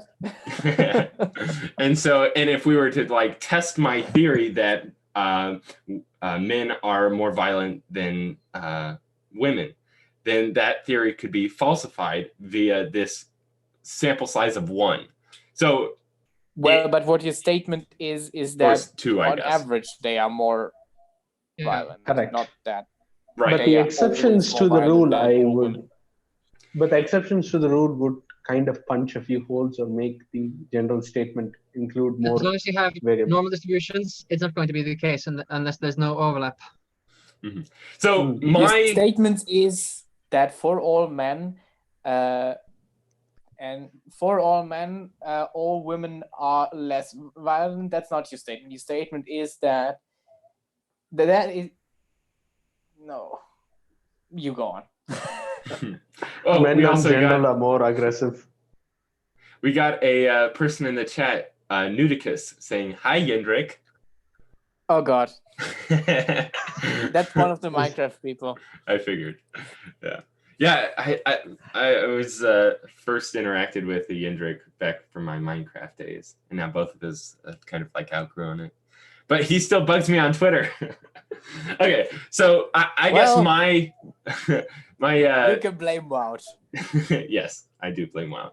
I guess my kind of like takeaway that I had from creating that video was that most of our rational inferences are based within these sorts of metaphorical generalities, or metaphorical truths is how Brett Weinstein refers to them.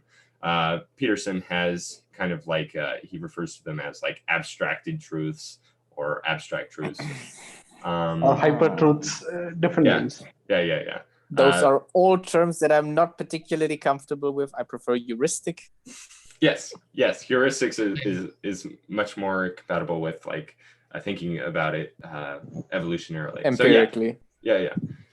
So now the thing is about a heuristic is it is necessarily value based. So there is some sort of utility based within a heuristic for why we apply a heuristic versus why we do not apply a different heuristic. So say the generality men are funnier than women is based off like within the like it is a heuristic, and it is like provably false if it were to be taken as a universal scientific statement.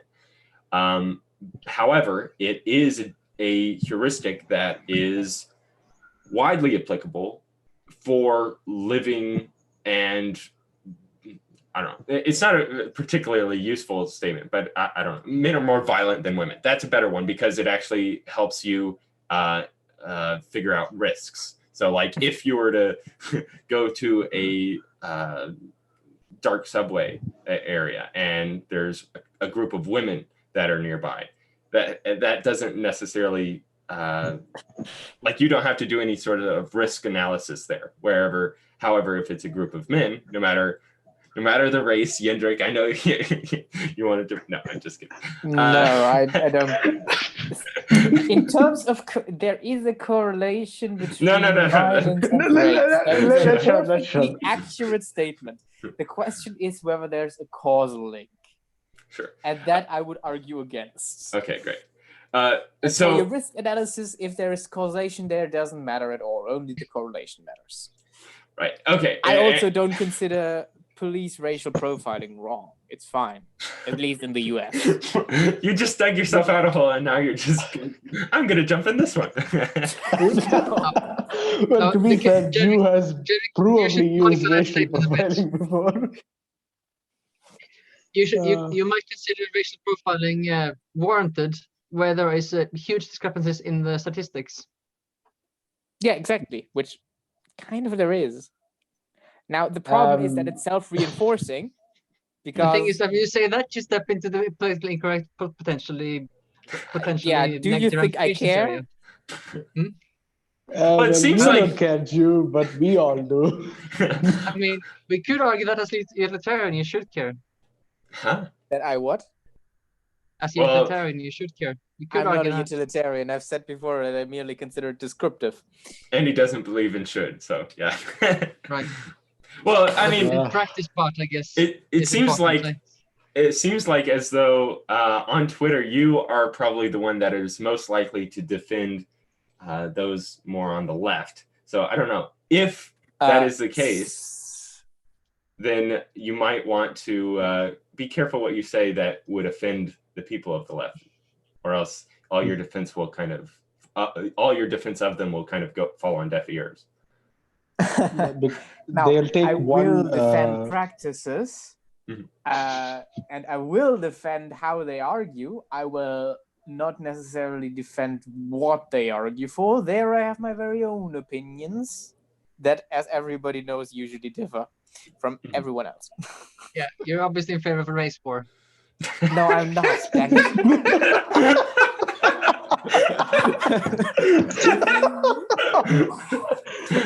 Okay. The goal of police is to track down the most criminals possible. Police can only ever check that many people. So we want to check the people that are most likely to have committed a crime. That is young black men in the US anyway. This is a terrible analogy. Also, poor people are important to check. Yeah. So the point is there are correlations there. Whether there is a causal link is a different debate. There is definitely a causal. I don't think anyone's going to argue that there is no causal link between being poor and being more likely to commit crimes. Being more desperate. Yeah, exactly. You're more desperate. That makes perfect sense. So there's definitely a causal link there.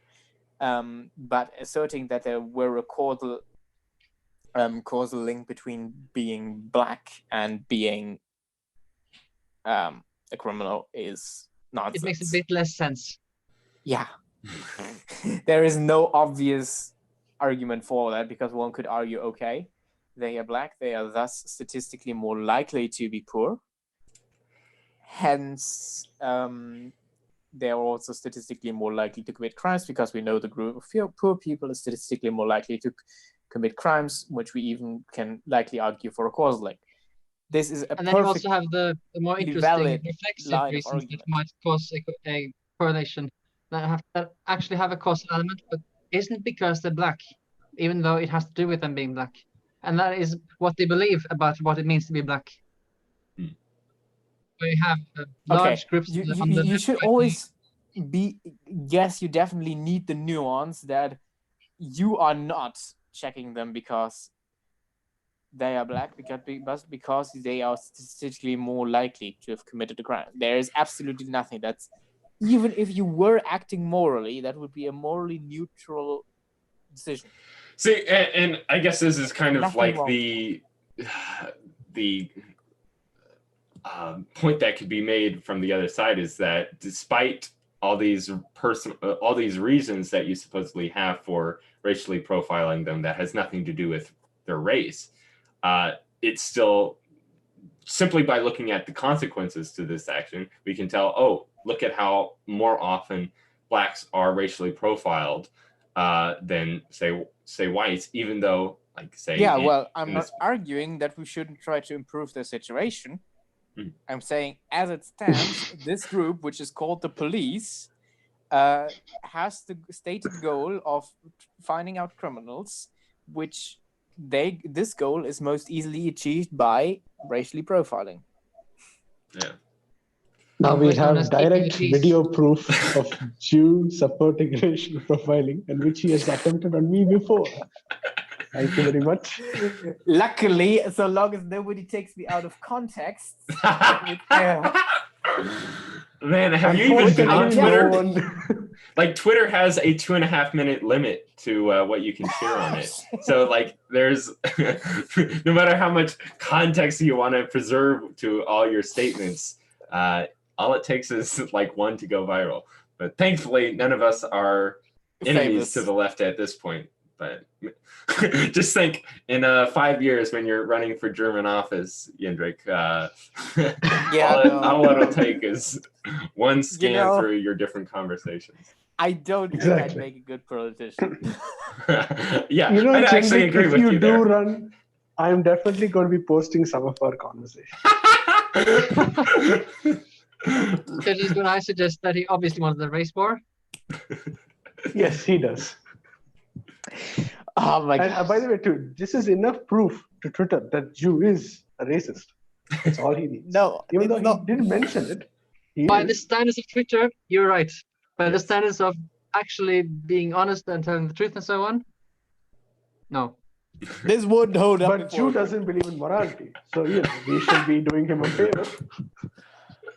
Okay, sorry, but I need to leave now. This is a terrible moment to leave. It was fun. It was fun talking to you, Jendrik. Nice to meet you. This was fun. Yeah, same. All right, and we'll probably wrap up in just a second. Right. Okay. So don't you dare talk shit on me now. Goodbye. Don't worry. All right. Bye. Yeah, he didn't want to put his foot any further down his throat because it's already pretty hard to breathe. He shot off 9 of his toes, and he wants to keep one of them remaining. Yes. All right. There was something that you had mentioned. I don't know if it was our last conversation, Trygve, or the one before that, but and you kind of mentioned it offhandedly, but I kind of wanted to get a better understanding of what you meant. There was like you had said something like you see or think about religion almost like a language that is like, despite not being true, it's still similar to like a language. I'm not sure like what you meant by that. No, okay. So first, let's be clear on one thing. I haven't really fleshed out my thoughts on that subject since I was writing my bachelor thesis, and that's about half a year ago now. So I might be a bit rusty. Mm-hmm.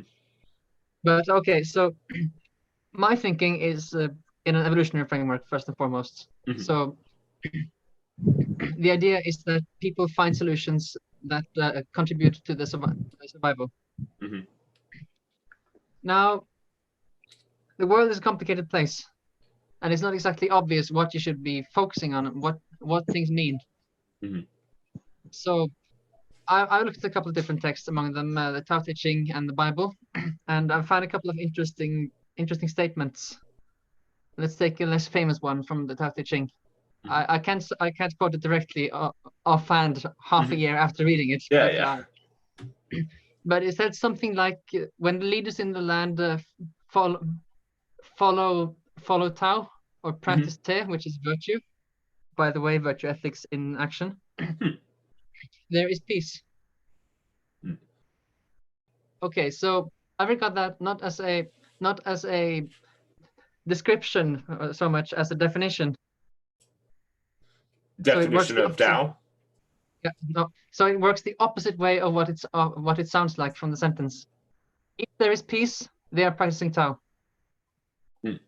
Oh, okay. So it's sort of like in order to determine what is the Tao, you're looking at the outcomes rather, since the Tao itself is kind of ineffable that you can't like pinpoint down. And so in order to, like similar to what Christ said about judge them by their fruits. And so you're using the fruit of peace in order to determine whether or not, which is very much kind of like a look at virtue ethics, is where you're looking at, okay, what are the consequences to a person's action and personality and temperament towards their environment, and then attempting to emulate them to make yourself more like them so that you will be more fit to the environment that you both fall within. At the same time, similarly, if you look at okay. Go ahead, Raymond. So the virtue ethics thing. So the success criteria for emulating someone is that they are successful in that specific environment, or they have the most likely chance of surviving. Within a Darwinian frame, yes. There's other elements of virtue ethics, that, like say Christian or Stoic virtue ethics, which is in regards like successes in regards to how capable one is in use the language of the soul, but there's a way in which you can kind of think of it as like how capable you are of living with your own conscience. So like I think that you've read Dostoevsky, so Crime and Punishment, like after he goes through with the murder, he's like incredibly spoiler sick. Warning. Well, that's like halfway through. Yeah, sorry, spoiler warning. He's like, he's in deep despair. He's considering suicide, I think, but he just can't live with himself because of what he's done. So that's another metric of success within virtue ethics, is in regards to how capable one is at continuing to live or exist. But I would say that virtue ethics isn't really the main point when I talk about religion as a language, or as a kind of language. Mm-hmm. It's just an aside about particularly touching on this point. Similarly, if you look at what happens when Moses asks God for his name, mm-hmm. And he says, "I am." God says something that people have debated for a long time, but that I've read I believe it was according to Kaufman, philosopher of the 1950s, who also was famous for his translation of Nietzsche. Mm-hmm. Walter Kaufman, he translated it as he is present, something like that, or I am present, something like that. Not I am who I am, as people usually understand it, but it's if you regard it as a definition, you get something very interesting, because it's not saying anything about it other than that whatever God is. And so you have a very vague category. Kind of like the Taoist. Well, and that makes sense, especially from within the Jewish frame, that like the Hashem is something like any type of model or name or image that we try to create for God is something that is not God. I think there's an exact quote like that within the Tao, like anything that you can point to is not the Tao. We have Susan in the chat. She's speaking German, but our resident German just left. I'm sorry, Susan. Trygve here is Norwegian, so I don't know if he can translate what you're saying here. If I understand correctly, you think about religion as an other language? And she's speaking another language. All right, you think about religion in another language. Very interesting. I wish I could stay and listen, but I have to get ready for church. Of course. Okay, thank you, Susan. And then she said, "Tschüss." I'm not sure what that. My sister, she actually lives in Germany, so I probably should know more than I do, but I don't. Well. Anyway, Okay. to bring it close to the main point here, I regard religions as languages in the sense that they are set of concepts used to relate to things we don't understand. Right. And so what you have depends on the context in which it came about, and it also determines what you can develop and how it will look in the future. So okay, so that's interesting. Even though we can't understand them in the way that like we can understand things empirically, we can still learn things about them based upon like the outcomes that we have.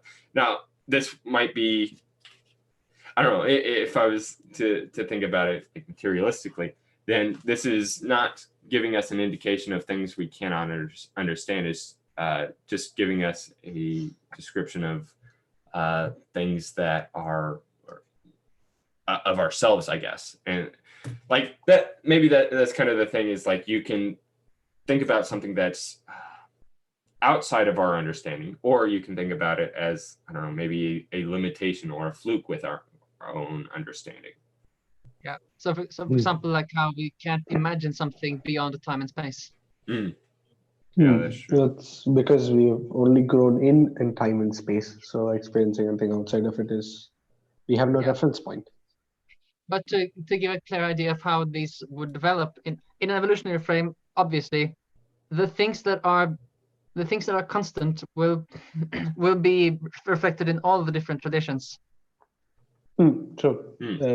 Pressure or such as a variable is constant, and yes, you would see it experienced in other facets of the host. And to kind of bring this point home, I'm sure you're both familiar with the story of Christ.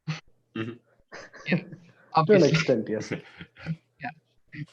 And most people would argue that at the heart of that story is the sacrifice when he dies on the cross. And of course the resurrection that follows, which has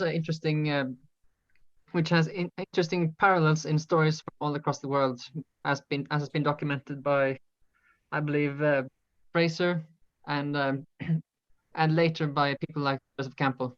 And like Carl Jung, he kind of goes into that as well. Yeah, he fits in there too. But I stumbled across something very interesting about the Hindu religion, or Hindu tradition, about their greatest god, if you can describe it in such terms. I'm probably going to fail the pronunciation, so you be the judge, Raymond. Brahman. Brahman, technically. Yeah, Brahman. Think of it as saying bruh and man.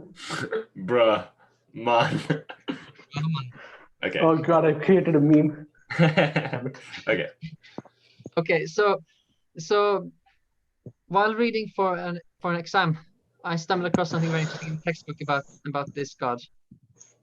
This formless, incomprehensible god, which is essentially a parallel to the Tao,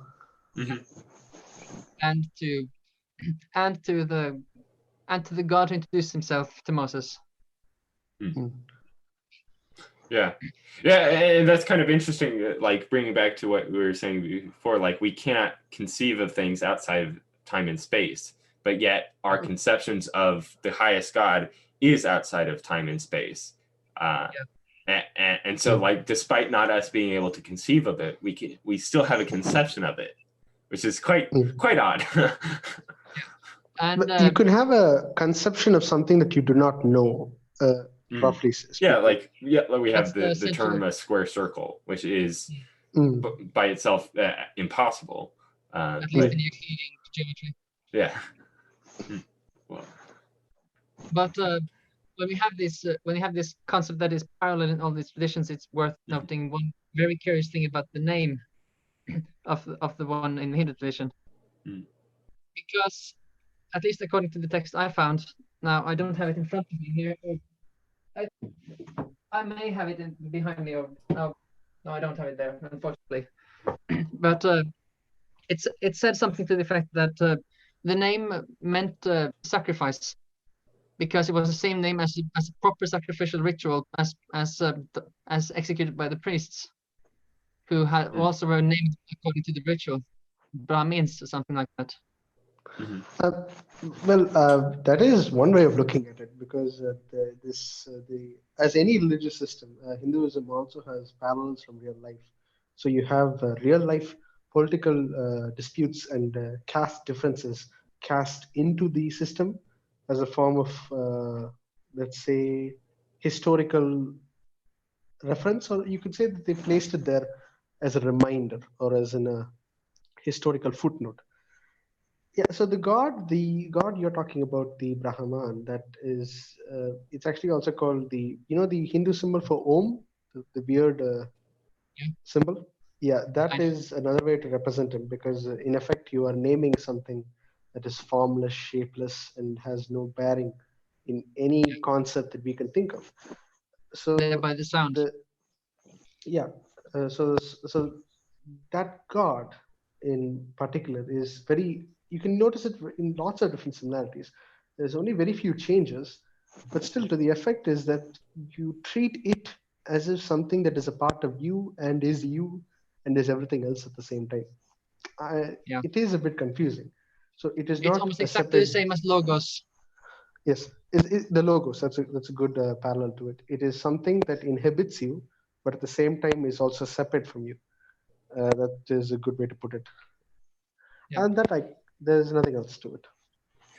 Yeah, but what we see here is a very clear parallel, and I would say it actually goes deeper. A friend once asked me if I thought that Buddhism was nihilistic, and it spurred a very interesting line of thoughts. See, if you regard it from a basic Western perspective, the idea of nothingness, as at least as translated commonly, sounds like the goal of nihilists, for sure. But if you look at it in a way like now, I've only read it, understood it this way once in Joseph Campbell, of course. But the idea there is that it's something that is so beyond what you can describe that it might as well be nothing.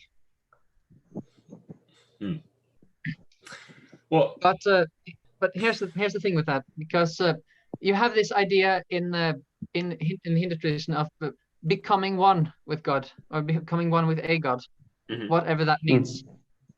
I believe they called it bhakti. There's different words. It goes on and on, but yeah, roughly that would be something. And they have this idea of several different ways to go there. And now, one way to understand Buddhism is a instantiation of this, where you have one character who goes through this process and who becomes one with the highest God, and thereby effectively becomes the highest God. If this sounds like a parallel to Christianity, that's because I think it is. Oh, it definitely is. You can see this parallel in lots of other places. For example, the Tao, we have a word in Hinduism called dharma, which I'm not sure if you're familiar with, but I the also meaning know of that it means dharma. two different things in Hinduism and Buddhism, which is really interesting. Karma? Yeah, it is. There's lots of parallels, because dharma. Gautama Buddha was an Indian, as far as we know, historically speaking. So dharma, and you could think of dharma as something that holds you in place in time. It is something that keeps you in a certain way. You can think of it as a pragmatic thing. It is a method or a system that you apply to keep yourself in such position as you live your life. But this isn't the only thing about that. So this is like how Christ asks you to follow I wouldn't say a doctrine, but I don't know how else to put it, John. I think maybe there's a better word for it. You would probably know.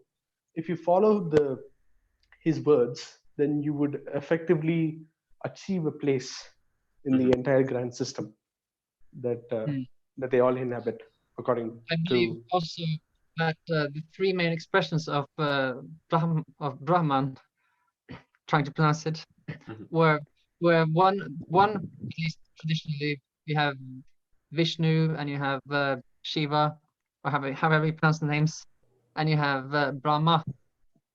Yes, which is very funny, because Brahma is the creator, Vishnu is the sustainer, and Shiva is the destroyer.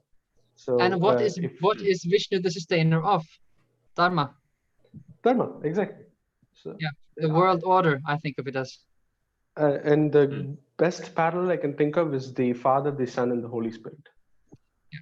But also, in the Buddhist tradition, Dharma is recontextualized to be the teachings of Buddha. Now that's interesting because they have a parallel between the world order and the teachings of the Buddha in the same language. Well, it was postulated that Buddha achieved enlightenment and he was spreading the enlightenment that he achieved to everyone else, which is the official saying. I remember, I do understand the problem that you're mentioning of how lots of people misconstrue Buddhism and nihilism. Because it is very, when you look at it, it does seem to head that direction.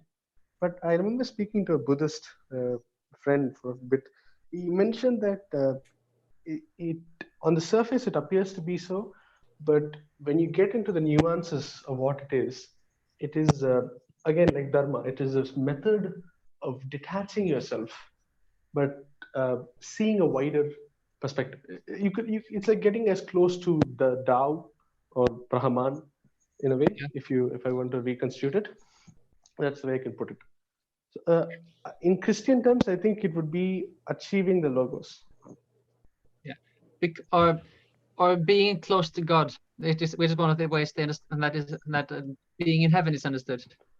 Being in heaven. Closest to God. But the funny thing in Christianity is you have the parallel of hell. If you get close enough, there's no distinction. You might think along those lines.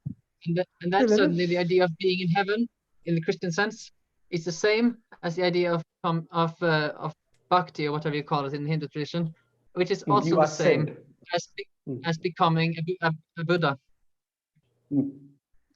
Well, in the Hindu tradition, you conceptualize it with fire because it is a ritualistic performance.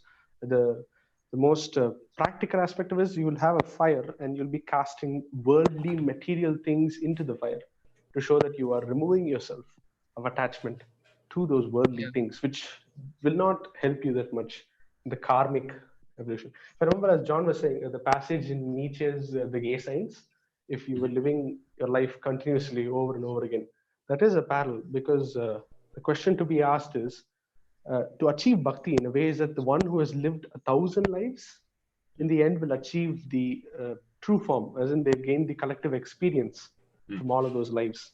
They'll ascend to enlightenment.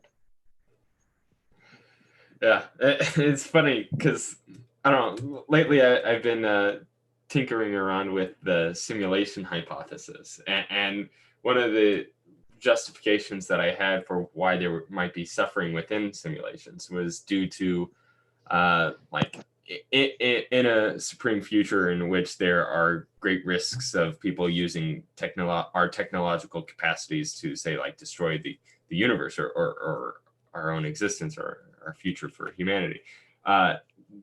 This would be like, we would want to be sure that the only people that could that were alive in such a world were ones that would not use our technological capacities for ill. And so one way in which you can kind of test the character of a person prior to them actually being given that opportunity is to put them through multiple lives in various situations, both like in destitution and in wealth, to see how they respond to their circumstances, giving you enough justification to think, okay, yes, we can bring this person into the real world in which there is where we do have these types of things, because otherwise it would be too dangerous for the population to bring them in. But and I think there's a way in which it like fits quite well with the idea of reincarnation. But this is a almost like a scientific justification for recreating a religion in reality, if it is possible, at least, to create simulations. Yeah, I would say it's the case. I'm mostly dismissive of the whole simulation discussion because I don't think it really adds anything to anything that matters to us. Well, it does at least change certain things psychologically. So, like, if we kind of believe that which I don't know, is at least a certain way in which it can change things pragmatically, where it like, I think even psychologically speaking, there's tests where if you are told that there's a spirit in the room next to you, and then you're assigned to do a task or something like that, where it's very easy for you to cheat. If you believe that there is some sort of spirit watching you, then you're kind of like keeping yourself accountable to not cheat. Whereas if you're not primed with such a belief beforehand, then you're more likely to cheat just because it's ultimately up in your favor. Those kinds of experiments, and I suppose I should say that I don't see what the simulation hypothesis as the conversation that wasn't all there in a more, shall we say, healthy form through, for example, religion. Yeah, I think that's actually a good point, because within the simulation hypothesis, there's a lot of worries that like you could be presented, such as, oh, we were created by a malicious deity, or we were created for no reason at all. It was just, and there is no ultimate purpose to anything. The creator is flawed. Yeah, exactly. It is flawed. Assuming if people found out that they were in the simulation and they found out the intent of why they were simulated, I'm pretty sure it would drastically affect the way that they behave. Because if someone, they are found out and they are sure this is the case, that they are nothing but a testing ground, that the creator has no intent for them to mind, he's just observing them, they would react a whole lot differently if they found out that they were being tested for some evil intent or something that is beneficial. Well, I don't know. The way I kind of think about groups and populations is sort of already like we are sort of testing grounds for other people. So if I attempt something and I fail at it, insofar as somebody else has seen my failure, this gives them good reason to say, okay, don't emulate him, because that gives like what he tried ended up failing. But if I go through and succeed at something that I endeavor to do, that gives them, I'm sort of like a testing ground for other people as well. But yeah, I mean, yeah, there's multiple ways in which simulationism can be interpreted by the individual to where it gives them justification for killing themselves or for, I don't know, living the most maximal life possible. So it's probably not very useful. Now, I wanted to get to something you were saying, Trygve, because it reminded me very much of, I guess, like Peterson's hypothesis in I think 12 Rules for Life, where he regards like God as the future to which we make sacrifices to. And I was just catching how it's almost like tied to what you were pointing out with the Tao, where you can't quantify the Tao, but you do so based upon the outcomes that people have. So if they're at peace, then there's an indication that they are in unity with the Tao, or they're in alignment with the Tao. I should specify though that statement, as far as I recall, was regarding the lords of the land and the valley. And now you could apply that on a smaller scale to say if the adjudicating principle or personality of the person is functioning, there is internal peace. You could say something like that as well, but it's not what is said. Okay, yeah, and I was meaning on the grander scale of peace, but yeah, there's a way in which, like, just individually, you can kind of look at feel yourself and determine whether or not you're kind of at peace with something. Like, if you're going through a guilty conscience or something like that, that is an indication that you're not at peace and not in alignment with Tao, I guess. But it's interesting. It's almost like you can use it as a definition for God in regard as that which we make sacrifices to. And that doesn't necessarily mean that whatever we make sacrifices to is the ultimate God. I mean, you can think of it in like a small g case for God. So like there are many different gods that we make sacrifices to. Like if utilitarianism is our basis of morality, then there are certain sacrifices that might need to be made. If we're a utilitarian, then certain circumstances in which it would be beneficial for the individual in this case, they have to make the sacrifice, even though it's ultimately not in their best interest or for themselves as an individual. So you're like sacrificing the needs of the individual for the needs of the many.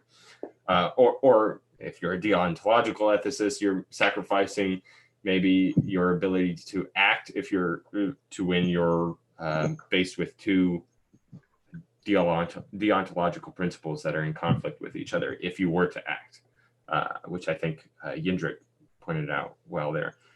Yeah, he did, but I don't think he did to a satisfying degree, because at the same time, it's not like there's just two options. Yeah, that's like you had a good rebuttal to that. Like if you're faced with lying or having the Nazi guard kill the Jews, you can just say, "I'm not going to help you," and then they just kill you instead. But it's kind of the case, like you can think about it where we are always making sacrifices. Like in order to exist, you must be making sacrifices.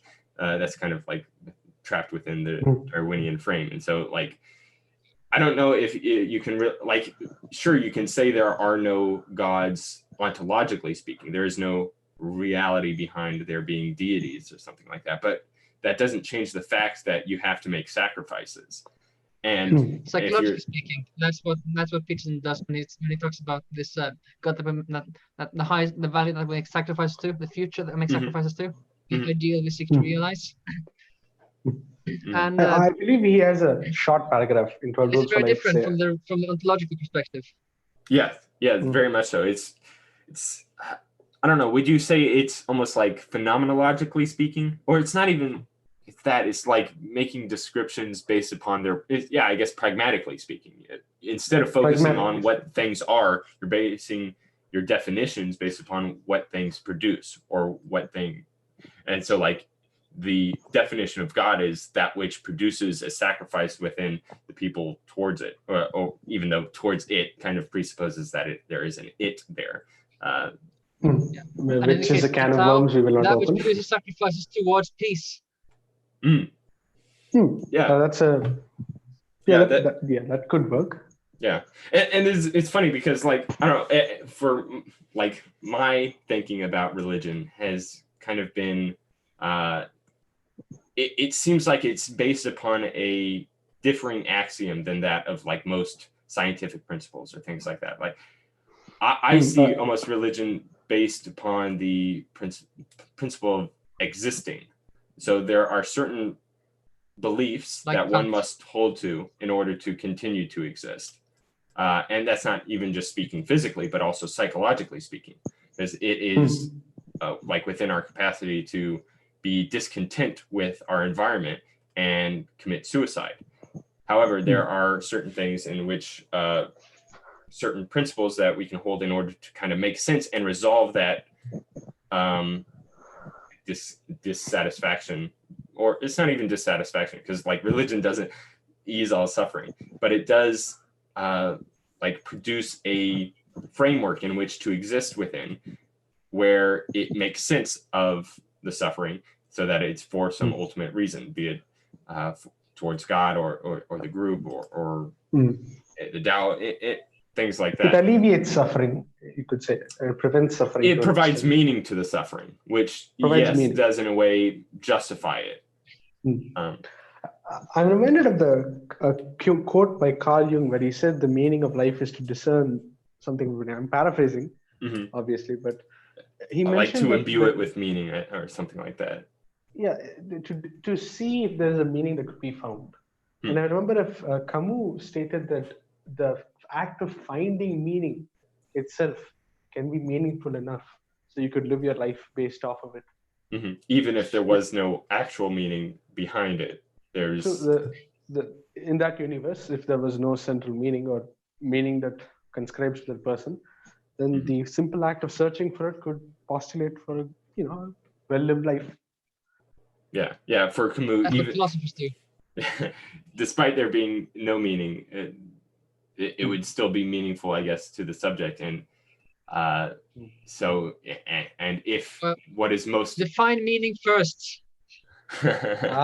Wasn't that our last conversation?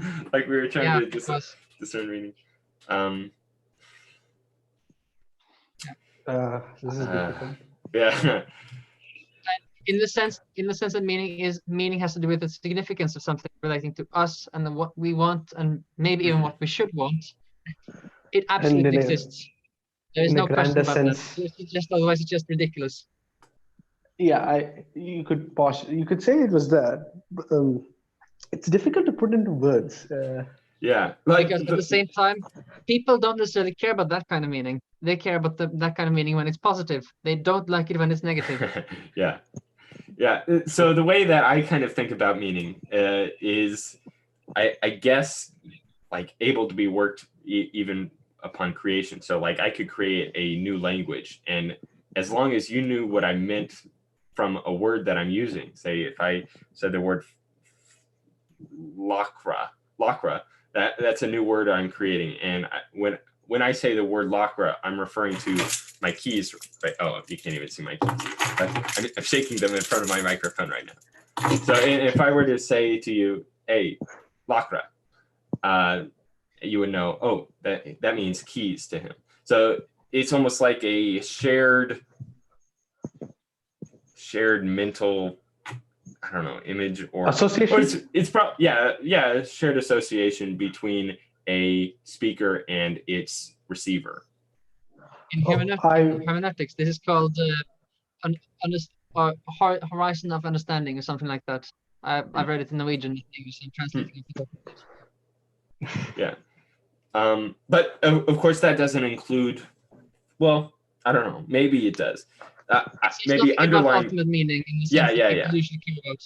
In regards to like value. Now there's a way in which I can kind of frame it so that it does say that. So by my saying lacra, this is me indicating that my keys are most important right now within our framework of what's within our capacities. And every time I'm not saying lacra, this is an indication that, oh, that's less important right now, and it doesn't need to be required. So I get the analogy. Okay. So yeah, and the way I kind of think about religion, like just as an example for it, during the early church, there was quite a few kind of like what turned out to be heretics, but it was really like Christians attempting to understand what it meant for God to be human and both human and divine, or Christ. Sorry, like I said, turned out to be heretics. Yeah. Yes. So there's a lot of like conversation going on within the church of like, okay, it was God the Father? Did God really come in flesh, or was that just sort of a vessel in which was similar to God, or was it the fact that God became flesh and then like actually died on a cross, so that God himself died? There's a lot of like different attempts to understand the Trinity within the Christian church.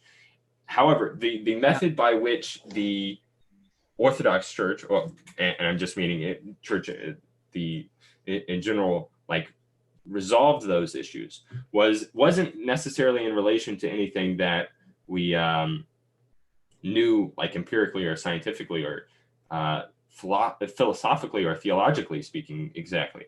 Rather, their method for resolving those was, okay, if it was the case that it was not actually God that came down and died for our sins, then we are still in sin, and ultimately we're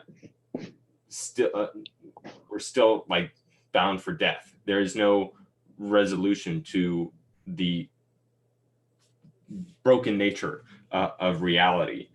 And so because of that, we reject this doctrine of Jesus not actually being God. And they kind of took that sort of systematic approach to each of the other things as well, where they're pointing to what we would have to give up if it was the case that thing that you're saying was true or not. What they have to sacrifice. Yes, exactly. What they have to sacrifice. And so for that, for that specific, I guess, question that was going on during the early church was like, okay, do we have to sacrifice the entirety of history and everything like that?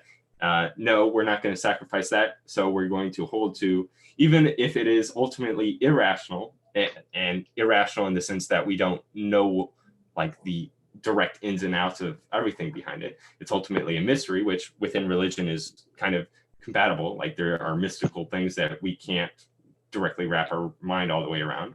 So we're going to leave it up as a mystery. And because we know that if we were to try to rationalize it in such a way that we can comprehend it, we ultimately end up in something We lose that, the meaning. yes, we lose the meaning and we have to sacrifice kind of everything. Yeah. Yeah. And this actually, yeah, go ahead. this actually reflects back on something that Peterson wrote in Master Meaning that I found really interesting. The whole idea of the 7 constitutive elements of experience, he called them. You had the undifferentiated pre-experiential unknown, The which was pre-cosmogonic chaos. like, the dragon, essentially, the dragon with gold and or virgin. And then you had 3 other elements that had a positive and negative side, reflecting nature and its consuming and birthing nature, and culture and its limiting and protecting nature, and the individual and its heroic and villainous nature. And the idea with these 3 levels of positive and negative side by side, at least as he suggested, was something like you need all of these elements in order to make a complete picture of experience. Right. And it's experience that these things are referenced back to in traditions. So they need a way to frame both the positive and the negative side. And with time, there's been increasing emphasis on the individual, which you, for example, see with, at least by this theory, Christ and Buddha as the most obvious examples. And in this sense, I think it's reasonable to talk about how all fundamental worldviews must have a dualistic element. They must have 2 different explanations that can apply to the same right. problem, that are applied a posteriori, not a priori. Right. It's funny because like only through sort of the secular understandings of religion that are kind of going on right now with evolutionary psychology did I kind of get a better grasp for what is actually taking place. So there's this multi-level selectionist, David Sloan Wilson, who thinks about ancient texts as almost like the gene for the culture, in which certain environments will require certain selection things from that text to be presented forward in order to sort of like aid the people within that culture. So like the example he uses is like, okay, you have like a pastor for a church, and actually, no, this is stemming directly from Brett Weinstein. You have a priest for a Catholic church, and he is the one that is being told all of the sins of the people within his congregation. And if he's observant, he can recognize some sorts of patterns that are going on there. Like say there's it's preaching. Yes. Maybe there's a problem of infidelity going on within his church. And so he'll pick out the pertinent things to this problem from within the text and kind of raise them up in importance for the people so that they can kind of resolve this, I guess, problem that is going on from within them. Yeah. In a way that reflects the tradition, because yes. Of course. Yeah, but it's funny because like there are like one of the first things atheists kind of point out to on Twitter and YouTube is how many contradictions there are within the Bible. Like, you have him saying this way in one way and then the other. Like, and there's verses themselves that are talk about like, you shall beat your plowshares into swords, and then you have the exact opposite. You shall beat your swords into plowshares. And like, speaking of those contradictions, there's actually something really interesting with them that actually inspired this way of thinking, which is in me. This whole that fundamentally theories must be dualistic in the sense that there are 2 explanations that they choose a posteriori. And in this case, Paul van der Clay had an interesting video some time ago. It probably more than a year ago now, actually, where he discussed normal world and upside down world, I think. And he suggested, from whatever source he was using, that that the Bible contained normative instructions for both, and that you figure out which it is based on how things are. So, for example, in the sense of Tao, you could say that it's normal world when there is peace. Then people are following Tao and everything is good. And then things like the wisdom from those wisdom texts in the Bible would apply if we go cross tradition in again. Whereas when they're not, other rules apply, and those normative instructions would be found maybe side by side, maybe not, depending on the text. So but in the same tradition. So like you can kind of see there's differences between what.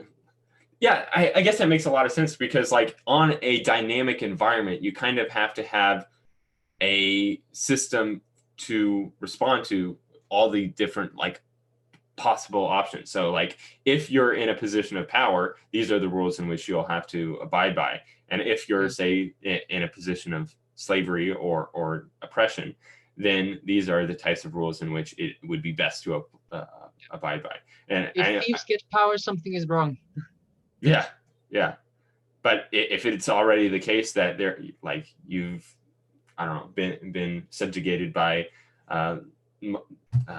Islam or something like that, then it's not the case that you can abide by all the same principles that you had before, or else you'll be killed. And if existence is kind of the fundamental axiom for the religious propositions that are being created, then you'll have to work around that in some way. And Islam is actually an excellent example, because they have their own teachings on this, about how they should follow the rules of the majority when they lived in countries ruled by non-Muslims, but they should try to get their rules in place. Yeah, that's kind of interesting, because like within Judaism, it's like the rules apply to themselves. Like they hold to rules only for within their own specific cultural group. But that's the thing, that doesn't stop them from, when they have power, of kind of like, I don't know, using their values to produce things that are more in line with them. And now, funnily enough, we're kind of back to where we started the conversation. Is it? I don't know. Yeah. I don't know. Were you wanting to say something, Raymond? I thought I heard you try to come in. No, I was just thinking about what you were saying, because it's very easy to get lost in the conversation. I got a comment from a Betterment Project saying fundamentalist theories must be dualistic. That's what's wrong with those fundamentalists I used to hang out with. They lost the dualism in search of purity of thought. Yeah, that's a good point. That's actually brought up by Jonathan Haidt. He uses this in reference to the way that like left and right think about things. Like he has this TED Talk, I think it is, that's called the something about two stories, like two stories from different worldviews, or it's something like that. It's actually a very good example. Those two stories from Jonathan Haidt. Yes. He's a bright man. Yeah. And he brings up how there's a way in which you can frame the transition from feudalism into capitalism and using the facts, but doing it with very different framings. So if you're, say, a communist or a leftist or on the left, then you might frame the transition from feudalism into... Wait, question. Because I already know this. The question is, should we perhaps just assume that people know and maybe link it instead, so people can watch it, they don't know? Let me see if I can find the title for it, because I would recommend they watch it. Two stories, John Haidt. 3 stories about capitalism. Okay, that's the name of, and it's not a TED Talk, it's by World Minds, I guess. But it's very good. So if anyone wants to watch that, but the point of bringing that up was the fact that there, with fundamentalism or ideology, like that's how Peterson uses it. Like an ideology is a religion that is like one-sided. where it's only showing the positive aspects to a certain thing rather than the positive and the negative aspects. Because that's a very interesting thing. Like you read the stories in at least the Bible, and it is not so clear cut. Like even all of the heroes, the patriarchs, they do immoral things. I don't think, is there a single one who doesn't make something that is arguably against the rules of the Bible? Is there a single one? I can't think of one. Maybe Joseph. I think Joseph is kind of the ideal. Yeah, you have a point there. Joseph. But it's interesting because like Joseph, despite being like this perfect figure, it goes through all these troubles. He's almost like a pre-messianic figure or archetype, because like he is the perfect child, and he's put through the ringer of everybody hates him. He's put into slavery, and because he retains his moral character, he becomes king. And so that it's the or not king, but second to the Egyptian. He effectively becomes the most powerful person in the world. Yeah, second only to Pharaoh. Yes. Not even second to the Pharaoh, because the Pharaoh is willing to give him all the power. Oh yeah, it's true. It's because of Joseph that like all of the world kind of is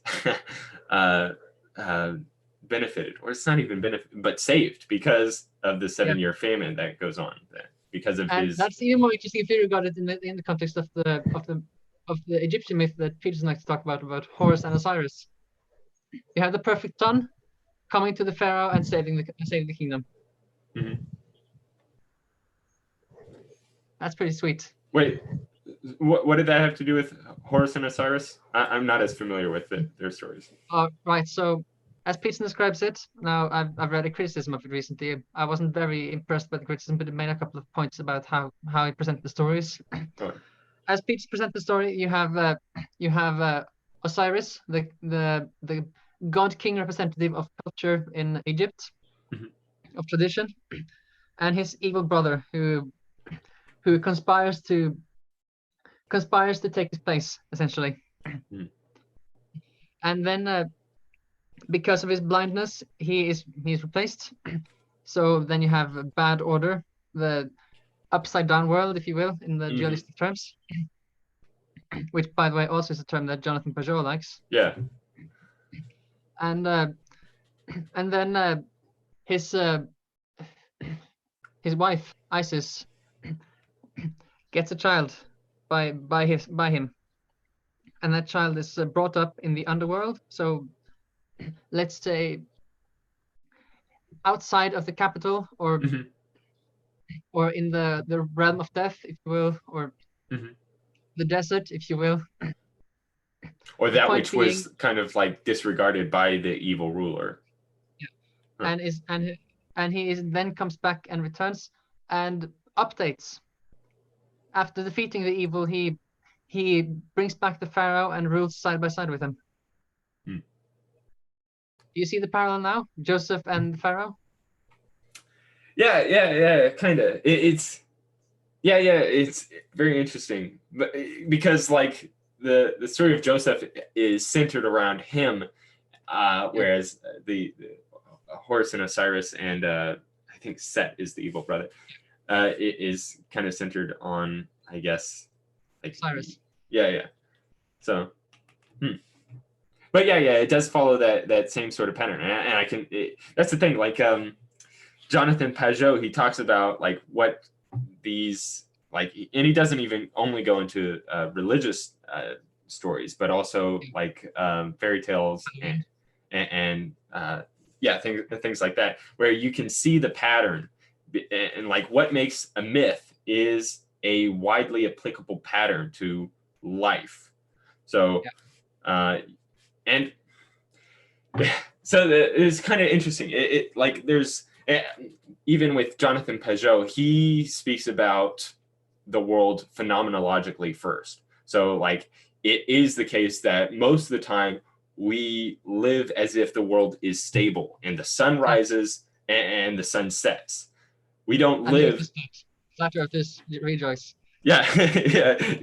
The only instances in which we live on a ball is when we phenomenologically live on a ball. So probably like the people in the ISS they experience the world as if it was a ball, whereas we and they don't live on it, by the way. Yeah, yeah, that's a good point. They don't actually live on it.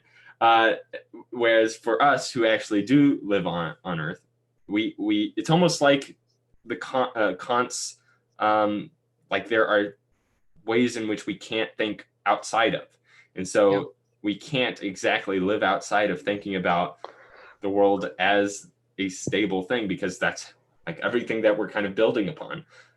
So I guess you could also kind of think of it like in relativity, like you have to have some sort of like point that you're focusing on, and then from there you can build off of a determination of like speed and things like that, and movement in context to that central point that we focus on first.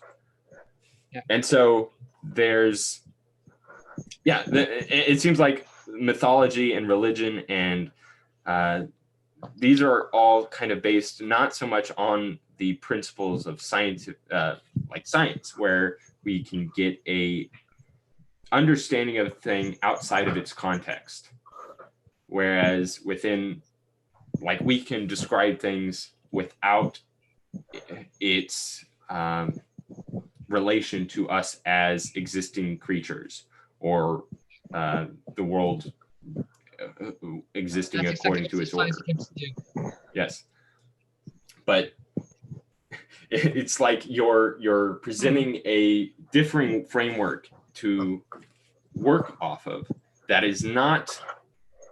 does not hold the principles of existing both psychologically and physically as necessary within the system.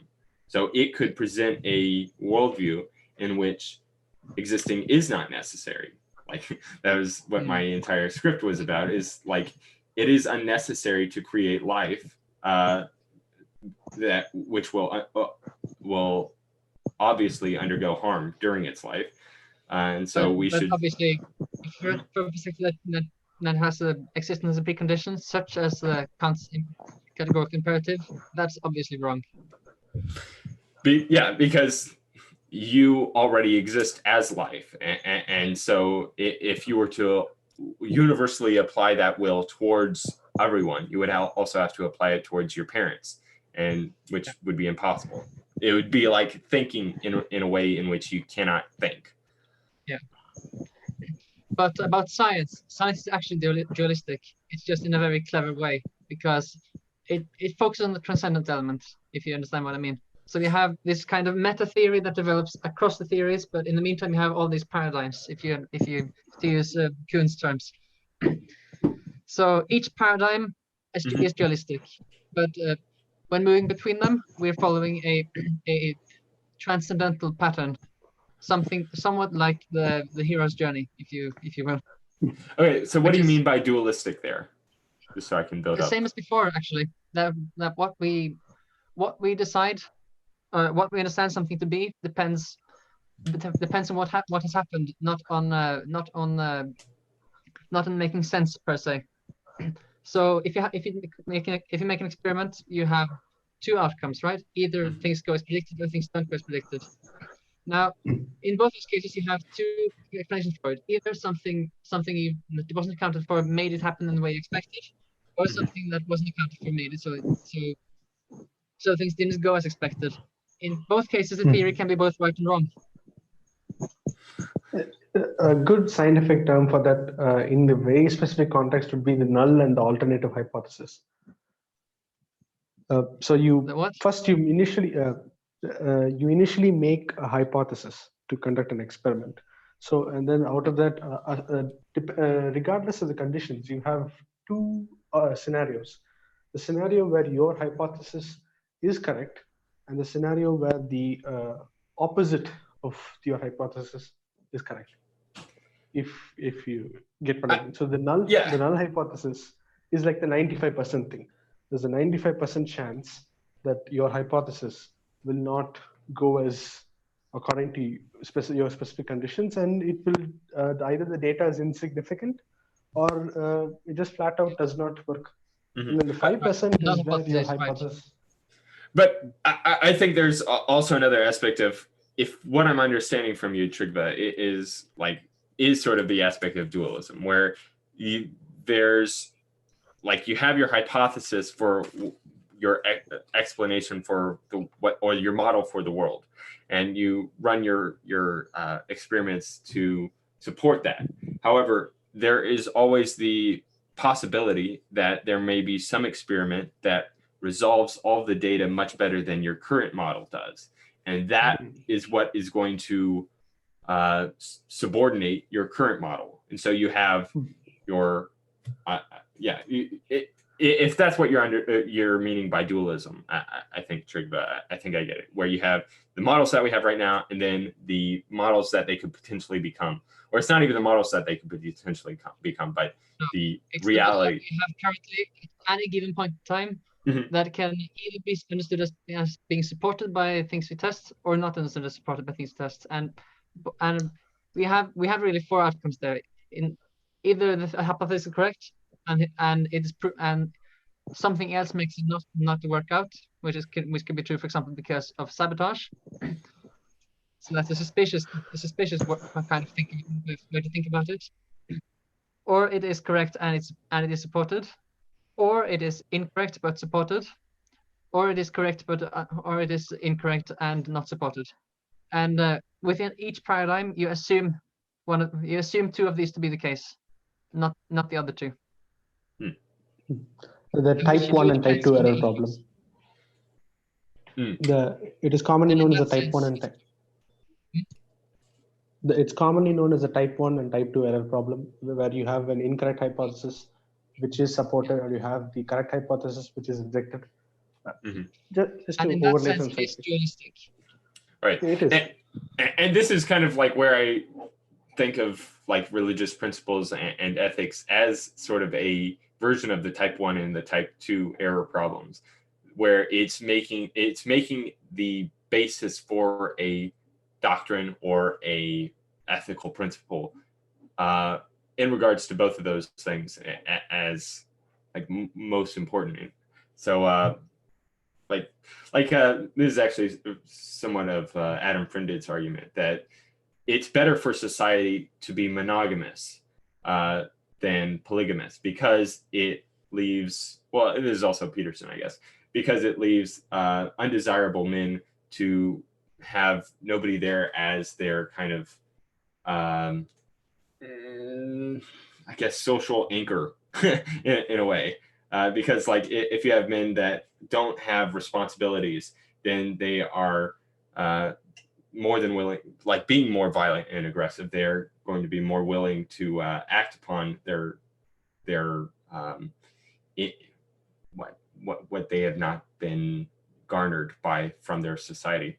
I've phrased that poorly, but like the Joker, that's a very recent example in theaters. But somebody that has been on the outskirts to society and kind of been the punching bag for Gotham, and given just a series of bad days, has, and especially since he had no real, I don't know, I'm using the term social anchor, but I'm not intending it to sound as bad or as negative as it is, because I think there is kind of the need for a certain amount of society to have no social anchors, so that, I guess, violent revolutions against, or violent revolts against oppression can take place. But where was I going with that? Oh, okay. So yeah, a religious system will prioritize monogamy over polygamy due to the fact that it is doesn't it is a negative for the highly desirable men, because they don't get their wide ability to spread their genes. And like if we were thinking Darwinistically, it's way more complicated than that. Yeah, maybe I picked a wrong example to kind of make my case, and now I've kind of like even forgot the case that I was trying to be making. Had to do with type 1 and type 2 errors. Yeah. Let's go back to dualism. Actually, there's a couple comments in the chat. I don't know if you said this, but yeah, a view of meaning as only avoiding pain is non-dualistic. So yes, there is negative utilitarianism, which is the exact principle that the character in the script, or even antinatalists in general, usually abide by, which is the production of well-being is only good for beings that already exist. It's not like a good in and of itself. Whereas by existing, one will ultimately face negative experiences. And if we mitigate existing, we can mitigate negative experiences. I wanted to say the second comment there from Batman Project. Yes. About the question about triistic, because there is a third element to the model from Peterson, and there is a third element to most religious stories too, which is the hero. Mm-hmm. The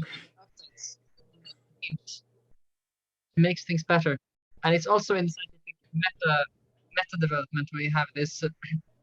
Like I said, it follows the hero's journey. You have development from one order that is deemed insufficient in some way. Mm-hmm.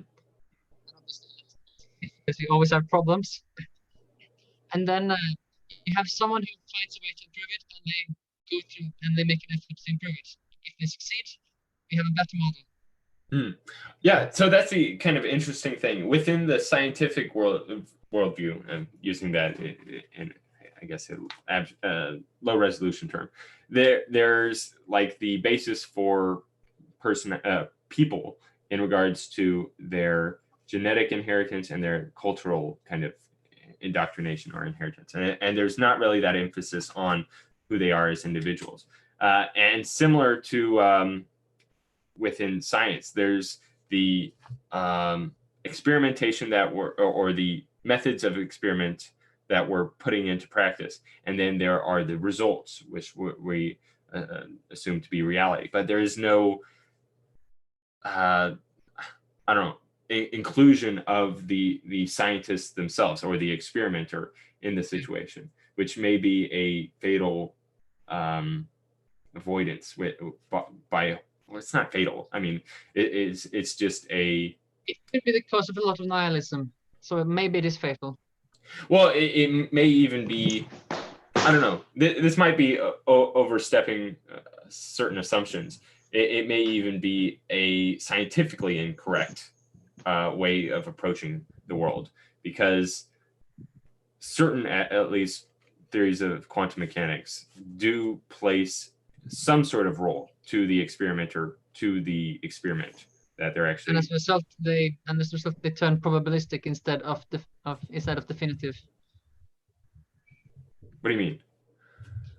That was, as I understood it, that was Schrödinger's problem, which he criticized with his cat. The idea that instead, basically, it's about how I believe it was nuclear cores and how they degenerate. Mm-hmm. That we don't know when it happens. We only know that it happens within a certain time frame, probabilistic. At any given time within the time frame it happened.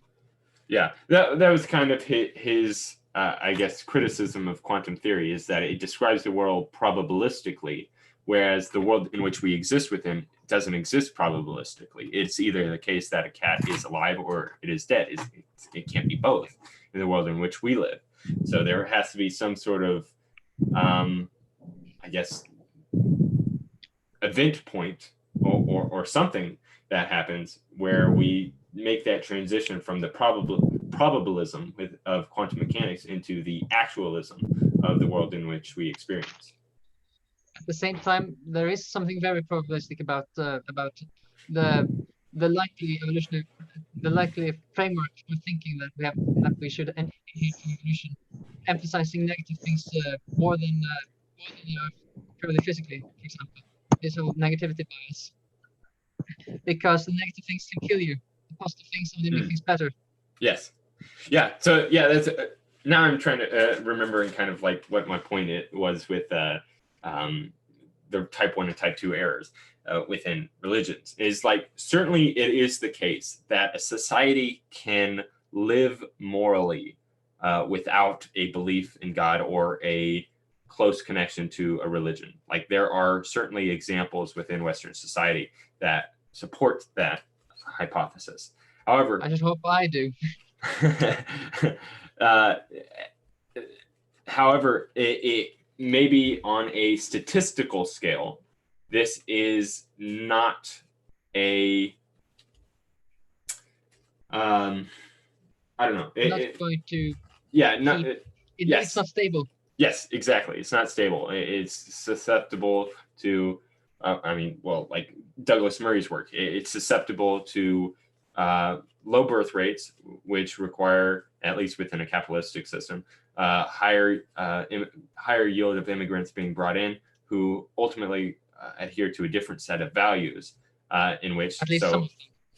Yeah. So even within a secular Western society, say like Sweden or something like that, due to the low birth rates of secular modernity, the drive for workers will bring in those from outside the cultural system, and then there's going to be kind of this not chaos, but like a lower word than chaos, or a Entropy. Yeah, it's really a conflict in values that's going on between the people that are imported, and that's a sort of bad usage of phrase there. The people that are immigrated in, and the people that already exist there, and there's going to be yes, so they're more susceptible to chaos for those situations, and so that is kind of like it. I don't know, within kind of the modernism, there's kind of the presumption that we do not require a strong amount of power within the church due to like the bureaucracy, or not bureaucracy, but the corruption that can occur from that. And so we try to separate out the church and the state. But well, insofar as that point is made, it's more like what church, which one? Yes, yeah, that's the point, because as we brought up earlier, in order to exist, you have to make sacrifices. And so we're either making sacrifices towards our values that are based upon, say, existentialism, or existing, I should rather say, and phenomenology, or we can base our values upon ultimately nihilism. But I mean, there's ways in which you can kind of work around that, where you adopt the same frameworks from, say, Christianity or Judaism or whatever, but you do not accept the mythology that comes along with it. And I think there's a vulnerability there, because the mythology is sort of like the psychological mechanism by which these principles can be contained. And it's not just contained, but also like propagated. So like you can have a theory for justice that propagated is right. Propagated is right. Mm-hmm. I was just talking about this yesterday, I think. Jonathan Rawls' theory of justice with the veil of ignorance. You can imagine a world in which prior to existing, you are kind of this phantom or something like that. And you don't know, you don't know where you're going to be born. You could be born to the poor neighborhood single mother, or you could be born into Bill Gates' household, something like that. And so we want to produce a society such that anyone that was behind a veil of ignorance would still choose to be born. And that's kind of like what you can use as a theory for how to base society. But the thing is, like, that's a fiction. Like that's not actually based in anything at all. It's just like, okay, here's a idea that we can use to create society that's based on fairness. But that's the thing, because it's a fiction, why do we care about fairness at all? Like I know that my children are going to be born from my seed. I'm not like, none of my children are going to be born to poor families, because I'm not going to be having sex with poor mothers or anything like that. So there's no, it's almost like based on. Hang on. it's not that simple. You don't get to get rid of it that easily, because at the same Mhm. time, you don't know what's going to happen to your life in the future. It's the same problem that utilitarianism has, because suddenly something could change, Yes. and then suddenly you might have Okay. children born into an environment that you definitely wouldn't want to choose. Yeah, yes. Okay. So that would be a good response from the Rawlsian. The point I'm making, though, is the fact that people think in regards to what is good for them right here and now. Like we have a low time preference People are because we short-sighted, exist. yeah. Yeah, because we exist right here and now. And so people are going to make the decisions based upon what they know to be most true. And it's very easy to think that what is most true is what exists right here and now.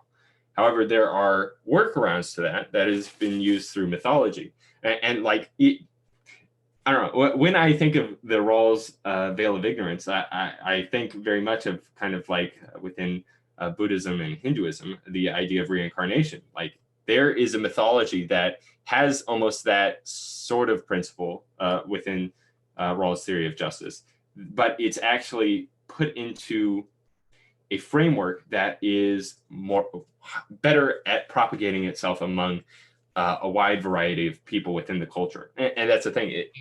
In order to have that idea propagate itself, it has to be within a culture that emphasizes this religion as being true, I think. I basically made that point to Adam Fender the first time he shared something I wrote. Oh, cool. Yeah. Yeah. I basically made that point to him then. So and I think it's not new to me. Yeah, and I think Adam kind of gets it, that people are wired in such a way that we have to have these psychological tools that help us do better. And so like he's kind of looking at it from, okay, what is better for people? Oh, they're happier living within a community of people that think like them, and it gives them like what was it? A resolution to their suffering. Not resolution, but meaning it the same thing, like it resolves their suffering in some way. And so these religions provide some sort of purpose. And that's the interesting point that you made actually on my comment as a comment to my antinatalist script, was the fact that there's kind of the people like Jonathan Haidt and Brett Weinstein and say David Sloan Wilson that are talking about religion in regards to how they benefit the group. But the point that Peterson is sort of making is that it also helps the individual within it to think about things individually. Like What's this more, Yeah, go I'll ahead. just add something to that right now, because you brought up David Sloan Wilson earlier as well. And I wanted to say since then that his explanation there, or his conceptualization, fails to account for the genealogy. How did it become what it is? And that's part of what I'm trying to think about with the language metaphor as well. That's a good point, that the evolutionary psychologists have in fact, evolutionists in general kind of make this survivorship bias fallacy, where they assume because this resulted in this outcome, this was the necessary thing that caused this outcome. So we have a description of genetic fitness, but the things that are fit are that which survives. And so to say that evolution is building things that are more fit is, I don't know, I'm sounding really stupid saying this right now, but I'll stick with the evolutionary. It's just I'll stick with the evolutionary psychology explanation of religion, because from the framework of the people that exist within a religion as it's being produced, they don't know what's going to work. In fact, you're going to have multiple variants of things that are attempting to work. And then the thing that we see, like after the fact, say thousands of years later, are the things that survive. And so we can make a great kind example of that is the Christian church. There's multiple sects that were all sort of in competition at the time of the early church. And like, as I brought up And with some the sects survived. heretics. Yeah, what's interesting is the heretics. So the people that were, what are the terms? There's no, it's not Arminianism. I don't know. There's certain different heretical movements in regards to like Christ's divinity and things like that, that they weren't necessarily discommunicated from the church. They were people that said, this is what's right, and we're excommunicating ourselves from the church. Like, this is what we're going with because the entire church is wrong. And then they were the ones that ultimately died off in regards to what is held currently in today. Like in regard, I mean, there's still like certainly quite a few heretical movements, and I think that's actually coming forth even more so now with the rise of Protestantism. I'm actually you can even make the case that what Pietzn is inspiring in a lot of people is a kind of hereticism. Yes, definitely so. And I think it's very much based within kind of the Protestant individualism, where I have the authority to know what is true and to decide what is true for myself. And I'm going to use that God-given direct interaction I can have with the divine to interpret scripture in the way that makes intuitive sense to me. And so there's no instances, like just taking from a direct example of certain Protestant movements that are happening right now. Something happened. Wait. Mm-hmm. Something happened to my connection. Can you repeat it? Yeah, can you hear me now? Can you hear me now? It looks like I'm seeing on your connection that it's like going red sometimes. Now you're just frozen. Looks like he's dropped out. Hi, Raymond. No, I didn't want to interrupt your conversation. You had a pretty good thing going on. That's fine. Seems we have the Norwegian has finally exited. Yeah. Oh, looks hey, like he's back. Can you hear us? I'm still in the middle of troubleshooting. I can hear you now, Okay. at least. Yes. But it might shut down. Okay, it looks to be fine. Good. Okay, great.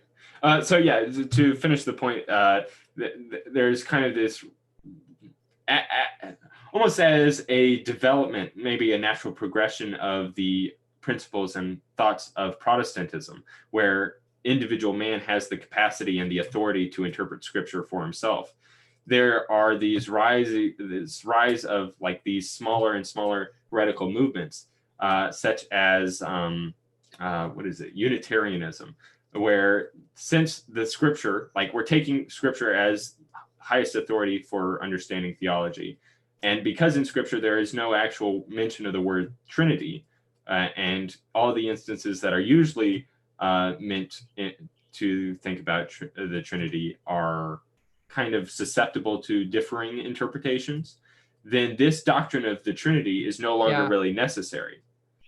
But so yeah, it's and it's a very astute point made by you that I think in regards to Peterson's kind of individualistic, like using the principles that we get from these different religious texts in regards to, I guess, psychological development for yourself as a person that exists in today's day and age, where you can kind of be the Joseph type archetype or the Jesus archetype in your own life, and you don't really require a social structure. Having trouble again. Oh, where you don't. Can you hear me?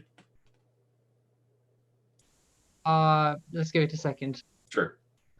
It was cool. Like your image changed. It almost looked like one of those like cartoon reanimations of video. Like what is the film that does that? I don't know. But it was pretty cool. You look like a cartoon character for a second. Didn't Trygve, it took some time to pronounce that. Didn't you accuse me of being a cartoon character? And look how the tables have turned. I guess I'm the cartoon now. The joke's on you. All right. Anyway, I can hear again. Okay, great. And we'll probably wrap it up pretty soon. Raymond, you made a good point. It's been already 3 hours. with Peterson, his individualism. Oh yes, okay. So within kind of the Petersonian framework, he's kind of accepts classical liberalism and individualism to kind of assume that you can be kind of that Jesus archetype figure, or that Joseph kind of archetype figure, where no matter your situation, you can live a moral life, and that's all that's really necessary. But within like the, I guess, conversation of religion that's been going on all through our cultural history is the fact that people, in order, there's this phrase from Paul van der Clay, that without individuals, institutions never change, but without institutions, ideas never survive, or something like that, or individuals never survive. Something like that, yeah. Yes. So there is this, like, we could accuse, I suppose, if we wanted to be discharitable towards him, accuse Peterson of having that ideological lens on a thing that is multifaceted, which would probably be an overextension. I mean, certainly it is the case that Peterson is a member of a church where he is its only member. And it seems as though that's sort of his attempt he's making towards people, that they need to kind of figure things out for them. Well, figure things out for themselves, do what they know based upon their own intuitions, to do what they know is right, because that's kind of like something ingrained within us, would be, I guess, his position. But there's a limitation to that, because there are people that do not have these exact same intuitions bred into us. Like, there are people that are born within Muslim societies, and they're going to have Muslim intuitions, or people within secular societies. Of the Muslim language. Yes. But the Muslim language is almost exactly the same as the Christian one. With certain differences. Almost. Yeah, it's maybe more similar to Judaism in some sense, because it is very much law-based, and if it is written, well, it's almost similar to both Judaism and also like hard fundamentalism or literalism within Protestantism, where anything that is within what's written is what is kind of most important. But it's also building in the institutional structure of the priests. I'm not too familiar with Islam, but so yeah, I don't know. That is just kind of my ramblings from there. It's interesting. Yeah, very interesting. But the whole thing is really kind of the problem.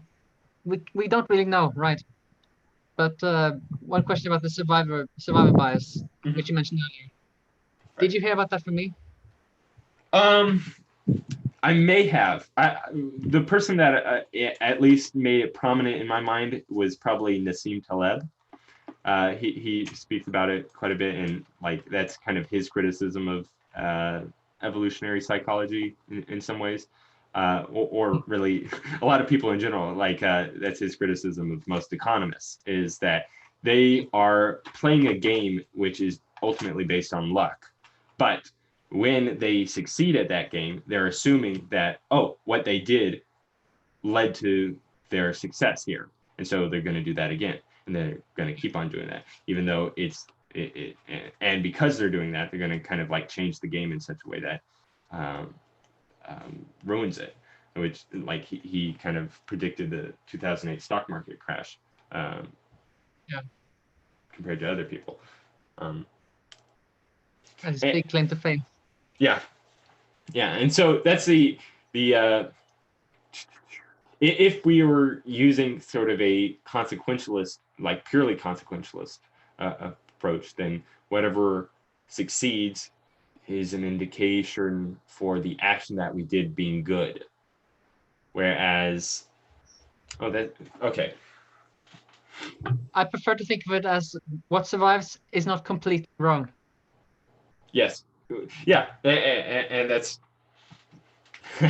yeah, and that actually fits quite well within Toledian thought, I guess, because he goes into via negativa, which is where we can never like prove a scientific principle. I think he takes this from Karl Popper, but we can prove certain scientific principles to be false. And because of that, we're sort of gaining knowledge in a way, but we're not gaining knowledge in regards to positive propositions being true. We're gaining knowledge. Not that, not that, not Yes. that, not Yes. that. Yes. And then we're figuring out what's working despite all those things. And it's and that's the thing. Like there's something that follows him within Lindy Twitter, which is Lindy is the principle that which survive that which has okay. It is that depending on your cultural age, things are going to have differing descriptions for why they work. Like today's kind of cultural language, I guess, that we're using to describe things that work is, say, evolutionary psychology or just psychology in general. But that's susceptible to change. But the prescriptions that will, what works and has worked is still going to stay the same, even though our explanations for it will change with time. Yeah. The idea is that the underlying meaning is the same regardless of how we understand it. Mm-hmm. Yeah. So it's interesting. There was a way in which I was somewhat skeptical, I guess, of Taleb's perspective on religion because it differs so greatly from the way that most religious people actually speak about it from within the religion. Like there's a tweet that he says where he says that, maybe I should get the direct tweet because I always fuck it up. Taleb. He actually describes it similar to how it's on Twitter as well, how we've been speaking about things. Religious statements are not epistemic, parentheses, scientific, literal claims, but risk survival heuristics under incomplete understanding. Populations with the right risk heuristics survive, others perish, which is very much like how we've been describing our understanding of religion this whole time as well. The thing is, though, like there's a way in which and that also can be discussion on principles with Jendrik. But there's a way in which that can be like interpreted as being from within like the materialistic secular frame, that he's saying, oh, religions aren't true, but they're Darwinistically successful. However, it could just be the case that he's understanding that according to the cultural framework that we're in right now, is by describing things in regards to these, I guess, secular labels that we have on them. And so you can describe religion, at least when you're speaking to people of a secular framework, using those labels. Yeah. Fair enough. All right.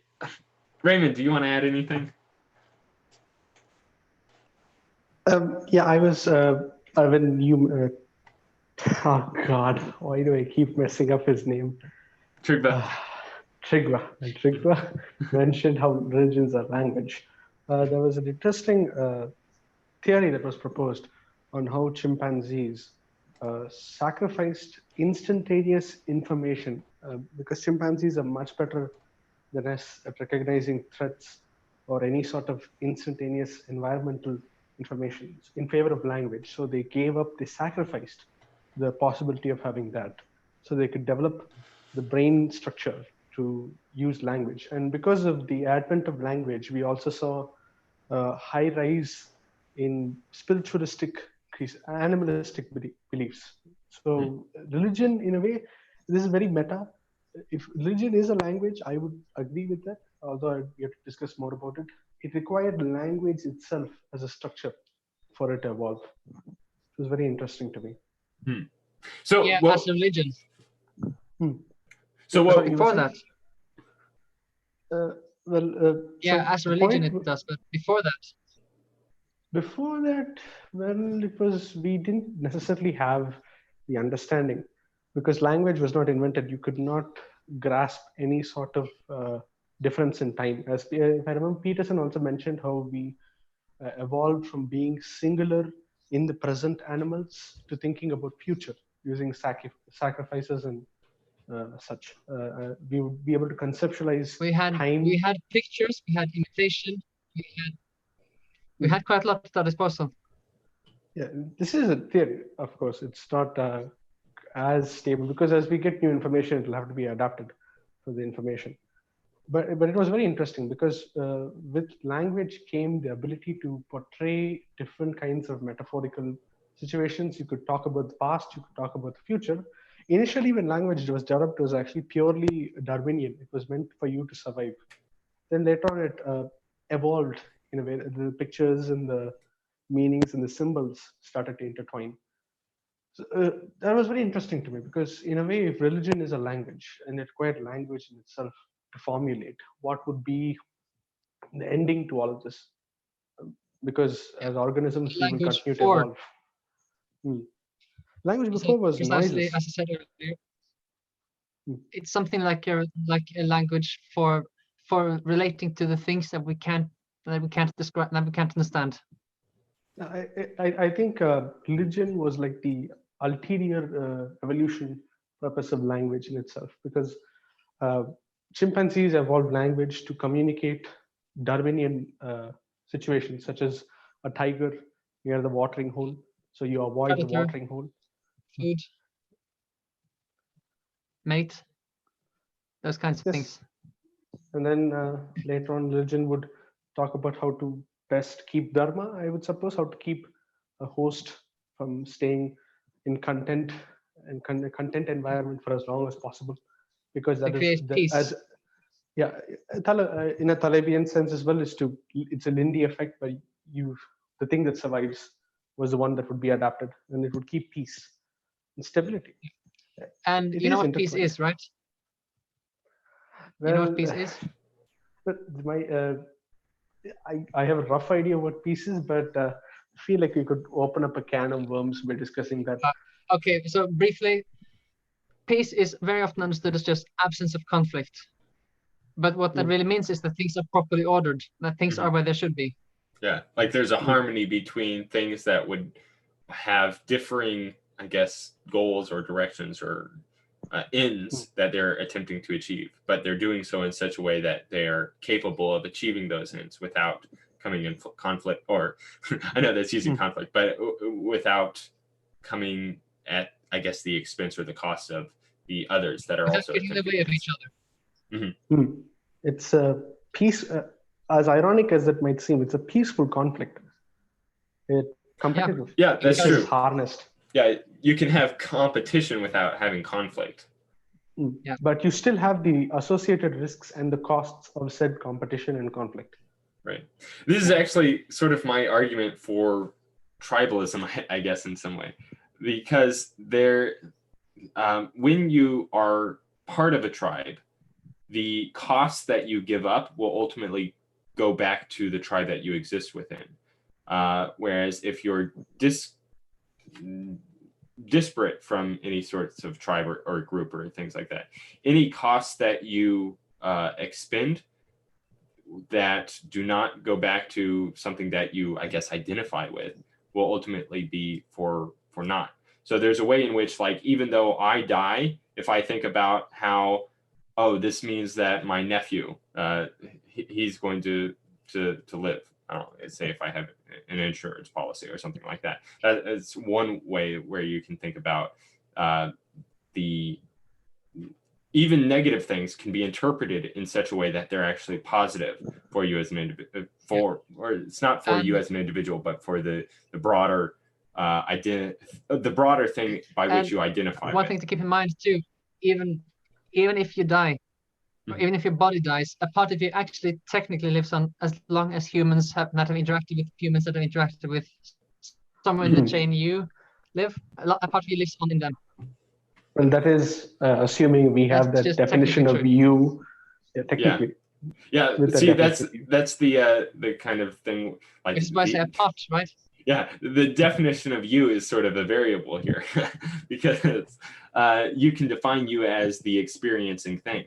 And so if experience ends upon death, then you die, and that's all there is. But if you identify with the thing that survives, then even though you don't die, the rest of everything that survives still survives because of your dying. So that's a way in which you can kind of think about, like, I guess, Christ's death or sacrifice for the good of the group. It is possible to live forever as long as you don't count in your body. Didn't Peterson mention that, as in he was talking about the resurrection of Christ? Someone asked him, was it literal?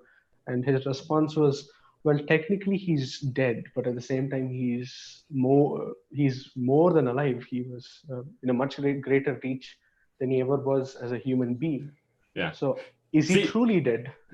Yeah, that's like there's certain what Napoleon, I think, said something about that, where it's like, I'm a ruler that has to take care of things through force, but Christ, he's quite inspiring or not inspiring, but remarkable to me, because he died, and yet there are multitudes of people that are more than willing to sacrifice themselves towards his name than they would for me myself, being a ruler and a king. So even though he died, he still has much greater power than he had even while he was still alive. Yeah. Which is remarkable. Which to begs kind of the think question, as in when... No, continue. I wouldn't want to interrupt your point.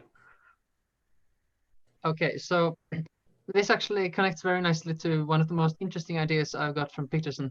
The idea that ideas are personalities. Oh, really? Well, okay. That seems much more... that seems like a much further step than I've ever heard Peterson say. I can definitely see that, like, Jung would say something like that, and I can... He writes it in 12 Rules. Actually, yeah, he mentioned it in 12 Rules and in his lectures. He treats it as personalities. Yeah, that's true. Like he says, or he quotes from Newton in saying that people don't have ideas; ideas have people, or at least he plays along with the idea. Yeah, but there's way more to it, as he writes in 12 Rules. But I believe he writes just about word for word that ideas are really personalities. Because they're not just the idea; they're all the actions and behavior patterns that follow accepting that idea as true. Yes, that is true. Because, like, even if I say read all of the ideas from a certain thinker like Nietzsche, and I can get almost like a personality of Nietzsche within my head, to which I can now interpret new things using that personality, as if Nietzsche, the personality, that the way of interpreting the world, still existed. Yeah, and Peterson brings that up, like, in regards to people can become pawns to ideology. So this is like one of the most highly nuanced conversations that we're having, because we're going into exactly the positives and the negatives to everything that we're discussing here. Because, like, Peterson has accurate criticisms of tribalism and groupishness, because it makes you a pawn of an ideology. To where you're not actually thinking for yourself and not able to respond to the environment appropriately, and even change the ideology itself through its relation to the here and now and the dynamic element to the world. Yeah, I guess that's kind of the thing. As we brought up earlier, having a dualistic or a positive and a negative way of interpreting things or description of things is, like, very much necessary for interacting with this dynamic world that goes through changes. We need to recognize both the good and the bad of all things, so that we don't make the mistake of overlooking them when they matter. Yep. All right. I think, like, we're all sort of worn down from that. That was quite the conversation. That was very good. Indeed, we touched on, I think, liberalism. I mean, practically all aspects of politics, philosophy, religion, biology, science, philosophy, phenomenology, Jendrik's racism. Yes. Yeah, that's quite surprising. This is a weird I don't know. I guess these conversations probably took place in real life prior to the internet age, but now they're just being done on the internet across. It's very difficult to do this in real across life. time Technically, zones. wouldn't this count as like real life? Because back in the day, you used to call people if you weren't be able to meet in face. Letters. Or, Yeah, that's true. Yeah, letters. This is way faster. We're just having a meeting, regardless of the circumstances from where we're from. Substituted, I guess. But this has been a very interesting conversation. A listening session for me. Yeah, for me as well. That it's always yeah. Next time we'll have to. Well, I really appreciated your participation when we were speaking on Hinduism. That's the thing. You have a unique insight to that we're able to kind of glean from. So you know way more about it than me. Yeah. Definitely, that's because I unfortunately live in the system. Well, that gives you the most reasonable advantage than us. I would actually suggest that you would have a much more reasonable view of it overall, but I would have a more personal relationship with it because you could see the things that I cannot see. So yeah, in a way, you have that. So we could work together. We could pool our knowledge. I just didn't interrupt because it was very interesting. You guys were in the flow. I didn't want to disrupt. Also because I have to catch onto some of the things you're saying. I decided that if I open my mouth, I risk getting myself killed by the internet. Why did you ruin this? Don't worry. Actually, I think Jendrik probably took the fire for that one more so than you would. Definitely. I just realized Taranger looks a bit like a mad scientist. I never did realize that before. His hair is. You look a bit like a mad scientist, a cartoon character, to be more specific. No, you look good. Don't worry about it. It's possible to look like a mad scientist and look good, you know? Yes, that's a good look. Ozymandias from Watchmen, for example. He doesn't look like Ozymandias. No. Just example of a mad genius who does have the appearance of being handsome. But don't worry, you look good. It's just that you have a domineering face. Yes, a strong chin. And also, that's probably my autism showing. I look pretty crazy too if I wasn't paying attention to my facial features. And also, yes, we have an angry cat staring at us for the past 3 hours. Yeah, that has been a useful experience, reminding me not to take the conversation so seriously.